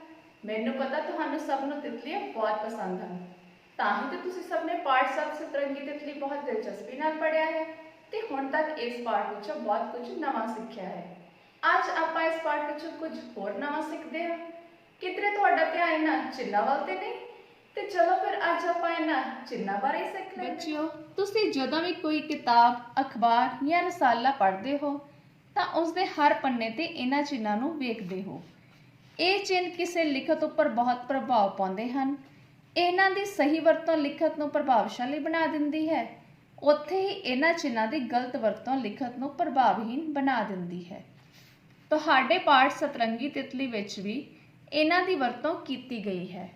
ਚਲੋ ਆਪਾਂ ਪਾਠ ਵਿੱਚੋਂ ਕੁਝ ਉਦਾਹਰਨਾਂ ਵੇਖਦੇ ਹਾਂ। ਪਾਠ ਵਿੱਚੋਂ ਉਦਾਹਰਨਾਂ। ਵੇਖ, ਝੀਲ ਮੈਨੂੰ ਕੁਝ ਨਹੀਂ ਕਹਿ ਰਹੀ। ਡੱਬੇ ਖਰਗੋਸ਼ ਨੇ ਹੈਰਾਨ ਹੋ ਕੇ ਤਿਤਲੀ ਵੱਲ ਵੇਖਿਆ। ਡੱਬਾ ਖਰਗੋਸ਼ ਹੱਸਣ ਲੱਗਾ, ਪਰ ਮੈਨੂੰ ਤੇਰੇ ਵਿੱਚ ਤਾਂ ਇਹੋ ਜਿਹੀ ਕੋਈ ਸ਼ਕਤੀ ਨਹੀਂ ਦਿਸਦੀ। ਡੱਬੇ ਵੀਰੇ, ਤੂੰ ਮੇਰੇ ਪਿੱਛੇ ਕਿਉਂ ਪਿਆ ਏ? ਹੁਣ ਆਪਾਂ ਇਹਨਾਂ ਚਿੰਨ੍ਹਾਂ ਬਾਰੇ ਥੋੜ੍ਹਾ ਵਿਸਤਾਰ ਵਿੱਚ ਪੜ੍ਹਦੇ ਹਾਂ। ਕੌਮਾ। ਜਦ ਵਾਕ ਲੰਬਾ ਹੋਵੇ ਤਾਂ ਵਾਕ ਵਿੱਚ ਠਹਿਰਾਓ ਲਿਆਉਣ ਲਈ ਕੌਮਾ ਦੀ ਵਰਤੋਂ ਕੀਤੀ ਜਾਂਦੀ ਹੈ, ਜਿਵੇਂ ਕਿ ਕੋਈ ਗੱਲ ਨਹੀਂ, ਤੂੰ ਉੱਤੋਂ ਦੀ ਵੱਲ ਦੇ ਕੇ ਝੀਲ ਦੇ ਅਗਲੇ ਪਾਰ ਪਹੁੰਚ। ਉੱਥੇ ਆਪਾਂ ਮੁਕਾਬਲਾ ਫਿਰ ਸ਼ੁਰੂ ਕਰ ਲਵਾਂਗੇ। ਡੰਡੀ। ਇਸ ਦੀ ਵਰਤੋਂ ਹਮੇਸ਼ਾ ਵਾਕ ਦੇ ਅੰਤ ਵਿੱਚ ਕੀਤੀ ਜਾਂਦੀ ਹੈ। ਇਸ ਦਾ ਦੂਜਾ ਨਾਂ ਪੂਰਨ ਵਿਰਾਮ ਭਾਵ ਪੂਰਾ ਠਹਿਰਾਓ ਵੀ ਹੈ, ਜਿਵੇਂ ਕਿ ਡੱਬਾ ਖਰਗੋਸ਼ ਪਲ ਛਿਣ ਵਿੱਚ ਹੀ ਟਪੂਸੀਆਂ ਮਾਰਦਾ ਨਜ਼ਰਾਂ ਤੋਂ ਓਹਲੇ ਹੋ ਗਿਆ। ਦੂਹਰਾ ਕੌਮਾ ਜਾਂ ਪੁੱਠੇ ਕੌਮੇ। ਜਦੋਂ ਕਿਸੇ ਨੇ ਕੋਈ ਗੱਲ ਕਹੀ ਹੋਵੇ, ਉਸ ਗੱਲ ਨੂੰ ਉਸੇ ਤਰ੍ਹਾਂ ਕਿਸੇ ਅੱਗੇ ਰੱਖਣ ਲਈ ਪੁੱਠੇ ਕੌਮੇ ਵਰਤੇ ਜਾਂਦੇ ਹਨ। ਕਿਸੇ ਪੁਸਤਕ ਜਾਂ ਲੇਖਕ ਦਾ ਨਾਮ ਵੀ ਪੁੱਠੇ ਕੌਮਿਆਂ ਵਿੱਚ ਦਿੱਤਾ ਜਾਂਦਾ ਹੈ, ਜਿਵੇਂ ਕਿ ਬੁੱਢਾ ਖਰਗੋਸ਼ ਹੱਸਿਆ, ਜੇ ਤੈਨੂੰ ਇਹ ਫੁੱਲ ਇੰਨੇ ਚੰਗੇ ਲੱਗਦੇ ਨੇ ਤਾਂ ਤੂੰ ਇੱਥੇ ਹੀ ਰਹਿ। ਪ੍ਰਸ਼ਨਵਾਚਕ। ਇਹ ਚਿੰਨ੍ਹ ਪੂਰਨ ਜਾਂ ਅਪੂਰਨ ਵਾਕਾਂ ਵਿੱਚ ਆਉਂਦਾ ਹੈ, ਜਿੱਥੇ ਕੋਈ ਪ੍ਰਸ਼ਨ ਪੁੱਛਿਆ ਜਾਵੇ, ਜਿਵੇਂ ਕਿ ਜੇ ਤਿਤਲੀਆਂ ਫੁੱਲਾਂ ਦਾ ਧੂੜਾ ਇੱਕ ਫੁੱਲ ਤੋਂ ਦੂਜੇ ਫੁੱਲ ਤੱਕ ਨਾ ਲੈ ਕੇ ਜਾਣ ਤਾਂ ਫੁੱਲਾਂ ਦੇ ਬੀਜ ਕਿਵੇਂ ਬਣਨ? ਬੱਚਿਓ, ਹੁਣ ਤੱਕ ਆਪਾਂ 4 ਚਿੰਨ੍ਹਾਂ ਬਾਰੇ ਪੜ੍ਹ ਚੁੱਕੇ ਹਾਂ। ਕੌਮਾ, ਡੰਡੀ, ਦੋਹਰੇ ਕੌਮੇ ਤੇ ਪ੍ਰਸ਼ਨਵਾਚਕ ਚਿੰਨ੍ਹ। ਇਹਨਾਂ ਸਭ ਚਿੰਨ੍ਹਾਂ ਨੂੰ ਵਿਸ਼ਰਾਮ ਚਿੰਨ੍ਹ ਕਿਹਾ ਜਾਂਦਾ ਹੈ। ਹੁਣ ਆਪਾਂ ਇਹਨਾਂ ਚਿੰਨ੍ਹਾਂ ਦੀ ਇੱਕ ਵਾਰ ਦੁਹਰਾਈ ਕਰ ਲੈਂਦੇ ਹਾਂ ਤਾਂ ਕਿ ਤੁਹਾਨੂੰ ਹੋਰ ਵਧੀਆ ਤਰੀਕੇ ਨਾਲ ਇਹਨਾਂ ਦੀ ਸਮਝ ਆ ਜਾਵੇ। ਕੌਮਾ। ਜਦ ਵਾਕ ਲੰਬਾ ਹੋਵੇ ਤਾਂ ਠਹਿਰਾਓ ਲਿਆਉਣ ਲਈ ਕੌਮਾ ਦੀ ਵਰਤੋਂ ਕੀਤੀ ਜਾਂਦੀ ਹੈ। ਡੰਡੀ। ਇਸ ਦੀ ਵਰਤੋਂ ਹਮੇਸ਼ਾ ਵਾਕ ਦੇ ਅੰਤ ਵਿੱਚ ਕੀਤੀ ਜਾਂਦੀ ਹੈ। ਇਸ ਦਾ ਦੂਜਾ ਨਾਮ ਪੂਰਨ ਵਿਰਾਮ ਭਾਵ ਪੂਰਾ ਠਹਿਰਾਓ ਵੀ ਹੈ। ਦੋਹਰਾ ਕੌਮਾ। ਇਸ ਨੂੰ ਦੋਹਰਾ ਕੌਮਾ ਜਾਂ ਪੁੱਠਾ ਕੌਮਾ ਵੀ ਕਿਹਾ ਜਾਂਦਾ ਹੈ। ਜਦੋਂ ਕਿਸੇ ਨੇ ਕੋਈ ਗੱਲ ਕਹੀ ਹੋਵੇ, ਉਸ ਗੱਲ ਨੂੰ ਉਸੇ ਤਰ੍ਹਾਂ ਕਿਸੇ ਅੱਗੇ ਰੱਖਣ ਲਈ ਦੋਹਰੇ ਕੌਮੇ ਦੀ ਵਰਤੋਂ ਕੀਤੀ ਜਾਂਦੀ ਹੈ। ਪ੍ਰਸ਼ਨਵਾਚਕ। ਇਸ ਦੀ ਵਰਤੋਂ ਕੋਈ ਪ੍ਰਸ਼ਨ ਪੁੱਛਣ ਵੇਲੇ ਕੀਤੀ ਜਾਂਦੀ ਹੈ। ਇਹ ਚਿੰਨ੍ਹ ਪੂਰਨ ਜਾਂ ਅਪੂਰਨ ਵਾਕਾਂ ਵਿੱਚ ਆਉਂਦਾ ਹੈ। ਬੱਚਿਓ, ਹੁਣ ਸਮਾਂ ਹੈ ਘਰ ਦੇ ਕੰਮ ਦਾ। ਤੁਹਾਡੀ ਪਾਠ ਪੁਸਤਕ ਦੇ ਪੰਨਾ ਨੰਬਰ 44 ਉੱਪਰ ਅਭਿਆਸ ਕੱਕਾ ਹੇਠ ਲਿਖੀਆਂ ਸਤਰਾਂ ਵਿੱਚ ਢੁਕਵੇਂ ਵਿਸ਼ਰਾਮ ਚਿੰਨ੍ਹ ਲਾਓ ਦਿੱਤਾ ਗਿਆ ਹੈ। ਤੁਸੀਂ ਸਭ ਨੇ ਇਸ ਨੂੰ ਬਹੁਤ ਹੀ ਸੁੰਦਰ ਮੋਤੀਆਂ ਵਰਗੀ ਲਿਖਾਈ ਵਿੱਚ ਆਪਣੀਆਂ ਕਾਪੀਆਂ ਉੱਪਰ ਲਿਖਣਾ ਹੈ, ਆਪਣੀ ਪਾਠ ਪੁਸਤਕ ਉੱਪਰ ਵੀ ਕਰਨਾ ਹੈ ਤੇ ਪਾਠ ਪੁਸਤਕ ਵਿੱਚੋਂ ਇਹਨਾਂ ਵਿਸ਼ਰਾਮ ਚਿੰਨ੍ਹਾਂ ਦਾ ਅਭਿਆਸ ਵੀ ਕਰਨਾ ਹੈ।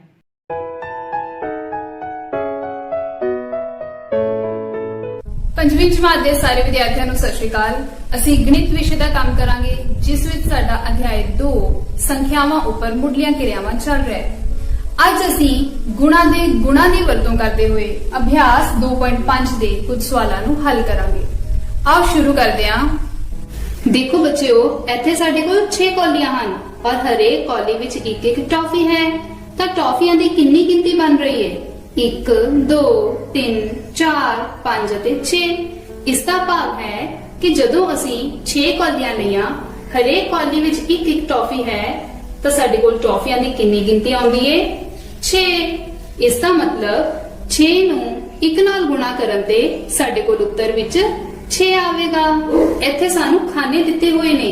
ਪਹਿਲਾਂ ਅਸੀਂ ਇਸ ਪਾਸੇ ਵੱਲ ਖਾਨਿਆਂ ਦੀ ਗਿਣਤੀ ਕਰ 1 2 3 4 5 6 7 ਤੇ 8। ਹੁਣ ਅਸੀਂ ਹੇਠਾਂ ਵੱਲ ਨੂੰ ਦੇਖਦੇ ਹਾਂ। ਕਿੰਨੇ ਖਾਨੇ ਨੇ?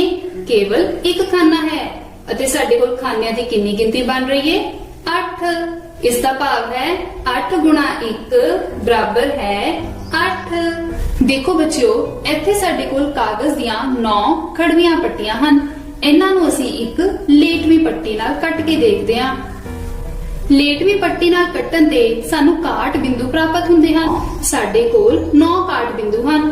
ਇਸ ਦਾ ਭਾਵ ਹੈ ਕਿ ਜਦੋਂ ਅਸੀਂ 9 ਖੜਵੀਆਂ ਪੱਟੀਆਂ ਨੂੰ ਇੱਕ ਲੇਟਵੀਂ ਪੱਟੀ ਨਾਲ ਕੱਟਦੇ ਹਾਂ ਤਾਂ ਕਾਟ ਬਿੰਦੂਆਂ ਦੀ ਕਿੰਨੀ ਗਿਣਤੀ ਆਈ? 9। 9 ਗੁਣਾ 1 ਬਰਾਬਰ ਹੈ 9। ਸੋ ਇਸ ਤਰੀਕੇ ਨਾਲ ਬੱਚਿਓ ਅਸੀਂ ਸਿੱਖਿਆ ਹੈ ਕਿ ਕਿਸੇ ਸੰਖਿਆ ਨੂੰ 1 ਨਾਲ ਗੁਣਾ ਕਰਨ ਤੇ ਸਾਨੂੰ ਉੱਤਰ ਵਿੱਚ ਉਹੀ ਸੰਖਿਆ ਪ੍ਰਾਪਤ ਹੁੰਦੀ ਹੈ। ਸੋ ਬੱਚਿਓ, 75 ਗੁਣਾ 1 ਕਰਨ ਤੇ ਉੱਤਰ ਵਿੱਚ ਸਾਨੂੰ ਕੀ ਪ੍ਰਾਪਤ ਹੋਵੇਗਾ? ਅਸੀਂ ਜਾਣਦੇ ਹਾਂ ਕਿ ਜਿਸ ਸੰਖਿਆ ਨੂੰ 1 ਨਾਲ ਗੁਣਾ ਕੀਤਾ ਜਾਂਦਾ ਹੈ, ਉੱਤਰ ਵਿੱਚ ਸਾਨੂੰ ਉਹੀ ਸੰਖਿਆ ਪ੍ਰਾਪਤ ਹੁੰਦੀ ਹੈ। ਗੁਣਾ ਦਾ ਇਹ ਗੁਣ ਸਾਰੀਆਂ ਸੰਖਿਆਵਾਂ ਤੇ ਲਾਗੂ ਹੁੰਦਾ ਹੈ। ਇਸ ਲਈ 75 ਨੂੰ 1 ਨਾਲ ਗੁਣਾ ਕਰਨ ਤੇ ਸਾਨੂੰ 75 ਹੀ ਪ੍ਰਾਪਤ ਹੋਵੇਗਾ, ਉਹੀ ਸੰਖਿਆ। ਅਭਿਆਸ 2.5 ਪ੍ਰਸ਼ਨ 1 ਦਾ ਭਾਗ A। 451 ਗੁਣਾ 1 ਬਰਾਬਰ ਹੈ ਡੈਸ਼। 451 ਨੂੰ 1 ਨਾਲ ਗੁਣਾ ਕਰਨ ਤੇ ਕੀ ਉੱਤਰ ਆਵੇਗਾ?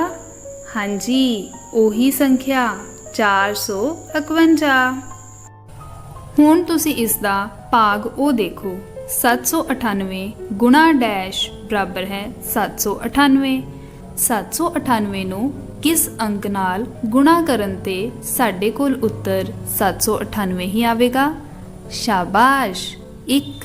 798 ਗੁਣਾ 1 ਬਰਾਬਰ ਹੈ 798। ਇੱਥੇ ਦੇਖੋ ਬੱਚਿਓ, ਸਾਡੇ ਕੋਲ 4 ਗਮਲੇ ਹਨ, ਪਰ ਇਹਨਾਂ ਵਿੱਚ ਕੋਈ ਵੀ ਫੁੱਲ ਨਹੀਂ ਹੈ। ਇਹਨੂੰ ਅਸੀਂ ਇਸ ਤਰ੍ਹਾਂ ਲਿਖਾਂਗੇ 4 ਗੁਣਾ 0। ਤਾਂ ਫੁੱਲਾਂ ਦੀ ਕਿੰਨੀ ਗਿਣਤੀ ਬਣਦੀ ਹੈ? ਕੋਈ ਵੀ ਨਹੀਂ, ਜਿਸ ਦਾ ਭਾਵ ਹੈ 0। ਸੋ ਤੁਸੀਂ ਦੇਖਿਆ ਕਿ 4 ਨੂੰ 0 ਨਾਲ ਗੁਣਾ ਕਰਨ ਤੇ ਸਾਨੂੰ ਉੱਤਰ ਵਿੱਚ 0 ਪ੍ਰਾਪਤ ਹੁੰਦਾ ਹੈ। ਹੁਣ ਬੱਚਿਓ, ਜੇਕਰ ਇਹਨਾਂ ਕੌਲੀਆਂ ਵਿੱਚੋਂ ਅਸੀਂ ਟੌਫੀਆਂ ਨੂੰ ਬਾਹਰ ਕੱਢ ਲਈਏ ਤਾਂ ਤੁਸੀਂ ਦੇਖੋ ਟੌਫੀਆਂ ਦੀ ਗਿਣਤੀ ਕਿੰਨੀ ਰਹਿ ਜਾਏਗੀ? ਕੋਈ ਵੀ ਨਹੀਂ, ਭਾਵ 0। ਇਸੇ ਨੂੰ ਅਸੀਂ ਕਹਾਂਗੇ 6 ਗੁਣਾ 0 ਬਰਾਬਰ ਹੈ 0। 6 ਨੂੰ 0 ਨਾਲ ਗੁਣਾ ਕਰਨ ਤੇ ਸਾਨੂੰ ਉੱਤਰ ਵਿੱਚ 0 ਪ੍ਰਾਪਤ ਹੋਵੇਗਾ। ਜੇਕਰ ਮੈਂ ਇਹਨਾਂ ਖੜਵੀਆਂ ਪੱਟੀਆਂ ਉੱਪਰੋਂ ਇਹ ਲੇਟਵੀਂ ਪੱਟੀ ਨੂੰ ਚੁੱਕ ਲਵਾਂ ਤਾਂ ਸਾਡੇ ਕੋਲ ਕੋਈ ਵੀ ਲੇਟਵੀਂ ਪੱਟੀ ਨਹੀਂ ਬਚਦੀ। ਤਾਂ ਇਸ ਨੂੰ ਅਸੀਂ ਲਿਖਾਂਗੇ 9 ਗੁਣਾ 0। ਜਦੋਂ ਕੋਈ ਲੇਟਵੀਂ ਪੱਟੀ ਨਹੀਂ ਹੈ ਤਾਂ ਕਿੰਨੇ ਕਾਟ ਬਿੰਦੂ ਹਨ? ਕੋਈ ਵੀ ਨਹੀਂ। ਇਸ ਦਾ ਭਾਵ ਕਾਟ ਬਿੰਦੂਆਂ ਦੀ ਗਿਣਤੀ ਹੈ 0।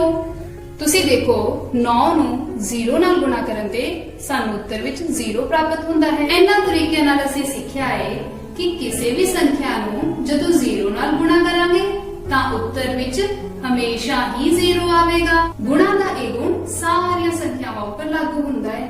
ਸੰਖਿਆ ਭਾਵੇਂ ਛੋਟੀ ਹੋਵੇ ਭਾਵੇਂ ਵੱਡੀ ਹੋਵੇ। ਇਸੇ ਚੀਜ਼ ਨੂੰ ਅਸੀਂ ਵੱਡੀ ਸੰਖਿਆ ਨਾਲ ਸਮਝਦੇ ਹਾਂ। 75 ਨੂੰ 0 ਨਾਲ ਗੁਣਾ ਕਰਨ ਤੇ ਸਾਨੂੰ ਉੱਤਰ ਵਿੱਚ ਕੀ ਪ੍ਰਾਪਤ ਹੋਵੇਗਾ? ਸ਼ਾਬਾਸ਼, ਉੱਤਰ ਆਵੇਗਾ 0। ਅਭਿਆਸ 2.5 ਪ੍ਰਸ਼ਨ 1 ਭਾਗ D। 3090 ਗੁਣਾ 0 ਬਰਾਬਰ ਹੈ ਡੈਸ਼।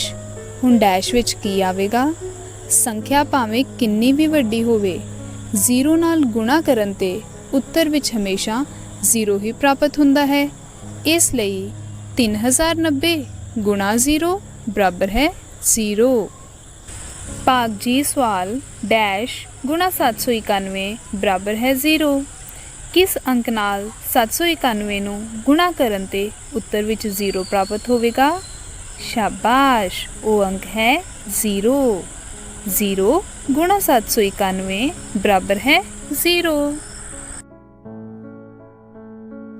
ਸੋ ਬੱਚਿਓ, ਤੁਹਾਡੇ ਲਈ ਘਰ ਦਾ ਕੰਮ ਹੈ ਕਿ ਤੁਸੀਂ ਪ੍ਰਸ਼ਨ ਨੰਬਰ 1 ਖਾਲੀ ਸਥਾਨ ਭਰੋ ਦੇ ਭਾਗ A, D, G ਅਤੇ O ਨੂੰ ਆਪਣੀਆਂ ਕਾਪੀਆਂ ਉੱਪਰ ਹੱਲ ਕਰਨਾ ਹੈ।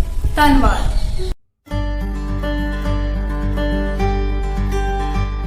Good morning, children. As in our previous class, we had done the preposition in is used before a year, a month, a part of a day and seasons. So, today in this class, we are going to do the preposition on and at.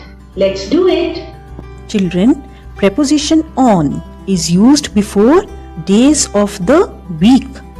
Preposition on is used before days of the week. And preposition on is used before dates. It is used before dates. Preposition on is also used before special days. On is used before days of the week.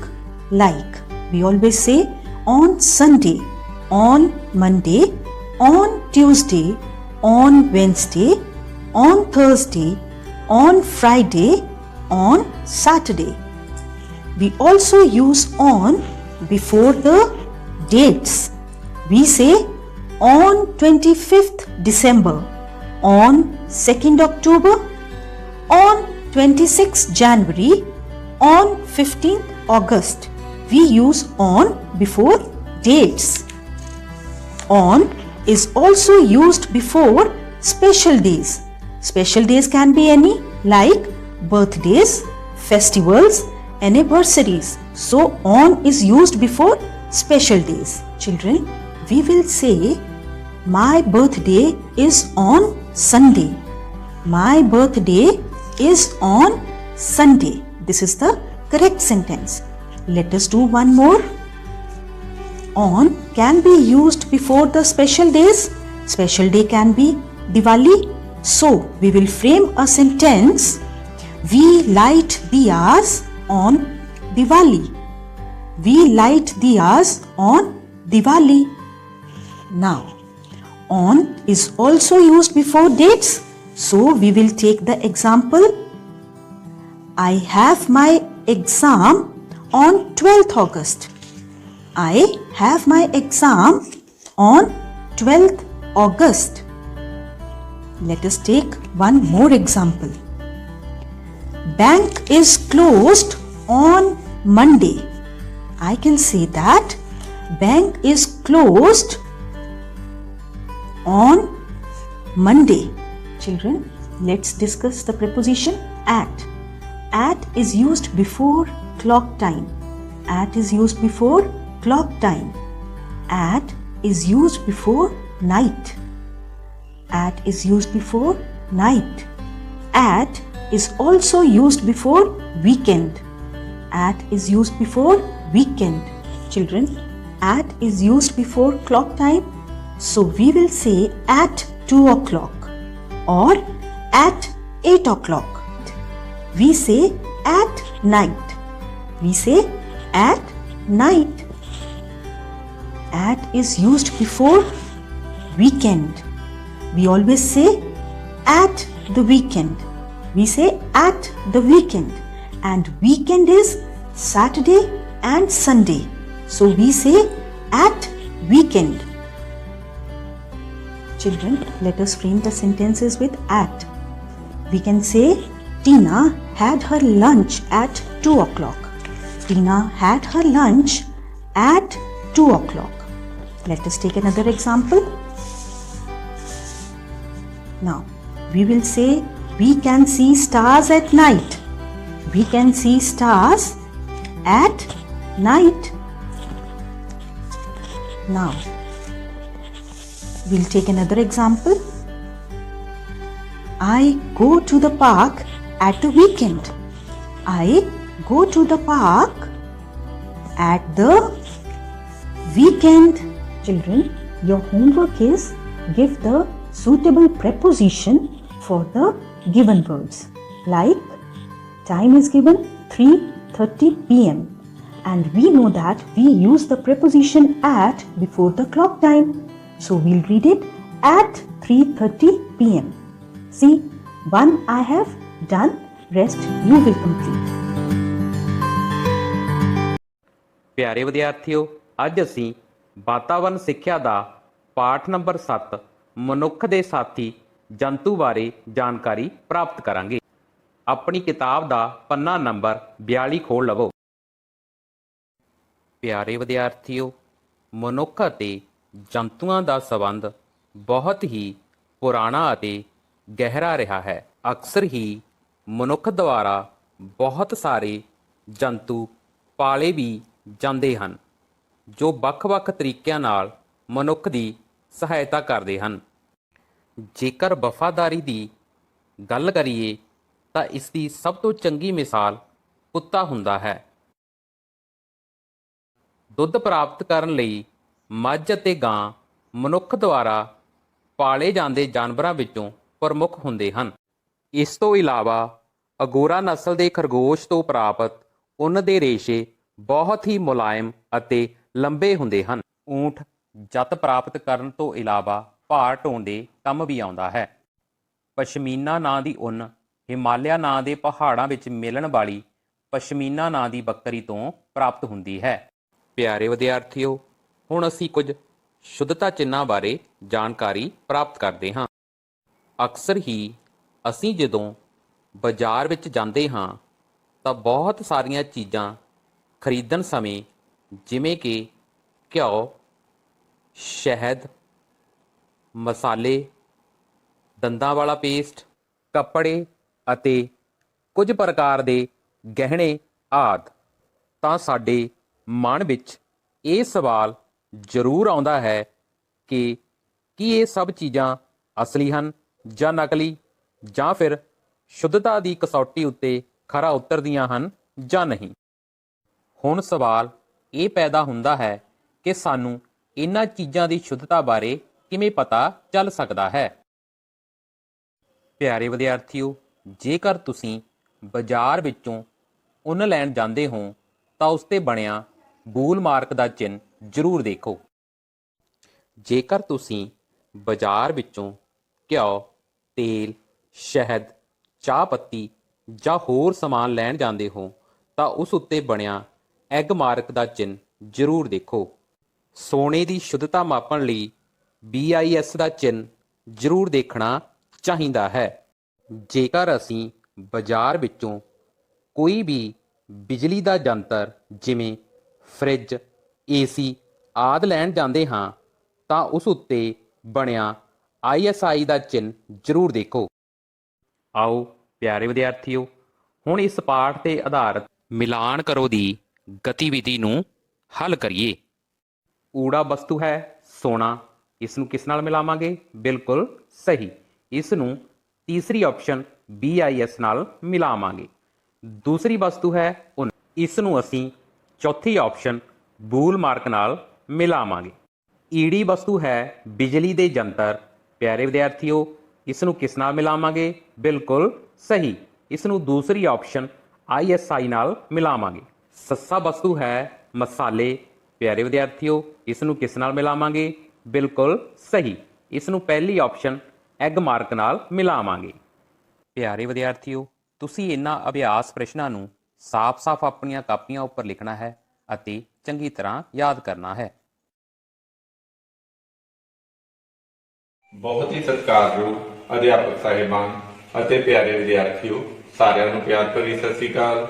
ਹਾਂ ਬੇਟਾ, ਪੰਜਾਬੀ ਦੀ ਲਿਖਾਈ ਬਾਰੇ ਆਪਣੀ ਗੱਲਬਾਤ ਚੱਲਦੀ ਪਈ ਹੈ ਔਰ ਅੱਜ ਆਪਾਂ ਬੇਟਾ 8ਵੇਂ ਸੈੱਟ ਦੇ ਆਖਰੀ ਅੱਖਰ ਗੱਗਾ ਦੇ ਉੱਤੇ ਪਹੁੰਚ ਚੁੱਕੇ ਹੋਏ ਹਾਂ। ਸਾਰੇ ਬੱਚੇ ਧਿਆਨ ਦੇ ਨਾਲ ਦੇਖੋ ਅੱਖਰ ਗੱਗਾ ਦੀ ਬਣਤਰ ਅਸੀਂ ਕਿਸ ਤਰ੍ਹਾਂ ਬਣਾਉਣੀ ਹੈ। ਇੱਕ ਸਭ ਤੋਂ ਪਹਿਲਾਂ ਬੇਟਾ ਉੱਪਰਲੇ ਪਾਸੇ ਅਸੀਂ ਕੀ ਕਰਨਾ ਹੈ, ਜਿੰਨੀ ਅੱਖਰ ਦੀ ਚੌੜਾਈ ਲੈਣੀ ਹੈ ਉਸ ਹਿਸਾਬ ਦੇ ਨਾਲ ਅਸੀਂ ਉੱਪਰਲੀ ਰੇਖਾ ਦੇ ਉੱਤੇ ਰੇਖਾ ਖਿੱਚ ਲੈਣੀ ਆ। ਔਰ ਇੱਕ ਗੱਲ ਬੱਚੇ ਧਿਆਨ ਰੱਖਣਾ, ਅੱਖਰ ਗੱਗਾ ਜਿਹੜਾ ਹੈਗਾ ਆ ਉਹਦੀ ਜਿਹੜੀ ਬਣਤਰ ਆਮ ਉਹਦੀ ਚੌੜਾਈ ਆਮ ਅੱਖਰਾਂ ਨਾਲੋਂ ਵੱਧ ਹੁੰਦੀ ਆ, ਤੇ ਤੁਸੀਂ ਇੱਥੋਂ ਥੋੜੀ ਜਿਹੀ ਵੱਧ ਰੇਖਾ ਛੱਡ ਕੇ ਬੇਟਾ ਇਹ ਲਗਭਗ ਥੋੜਾ ਜਿਹਾ ਅੰਦਰ ਆ ਕੇ ਇੱਥੋਂ 90 ਡਿਗਰੀ ਤੇ 90 ਡਿਗਰੀ ਦੇ ਉੱਤੇ ਥੱਲੇ ਆ ਜਾਣਾ ਬੇਟਾ। 90 ਡਿਗਰੀ ਤੇ ਥੱਲੇ ਆ ਕੇ ਫਿਰ ਇੱਥੋਂ ਇੱਕ ਬਿੰਦੂ ਉੱਪਰ ਹੀ ਠਹਿਰਾਓ ਕਰਕੇ ਇੱਥੋਂ ਬੇਟਾ ਗੋਲਾਈ ਦੇਣੀ ਸ਼ੁਰੂ ਕਰ ਦੇਣੀ ਹੈ। ਇੱਥੋਂ ਗੋਲਾਈ ਦਿੰਦੇ ਹੋਏ ਇੱਥੋਂ ਉੱਪਰ ਆ ਗਏ ਔਰ ਇੱਥੋਂ ਫਿਰ ਗੋਲਾਈ ਦਿੰਦੇ ਹੋਏ ਅੰਦਰ ਨੂੰ ਅਸੀਂ ਇੱਥੇ ਆ ਕੇ ਆਪਣੀ ਕਲਮ ਰੋਕ ਦੇਣੀ ਹੈ।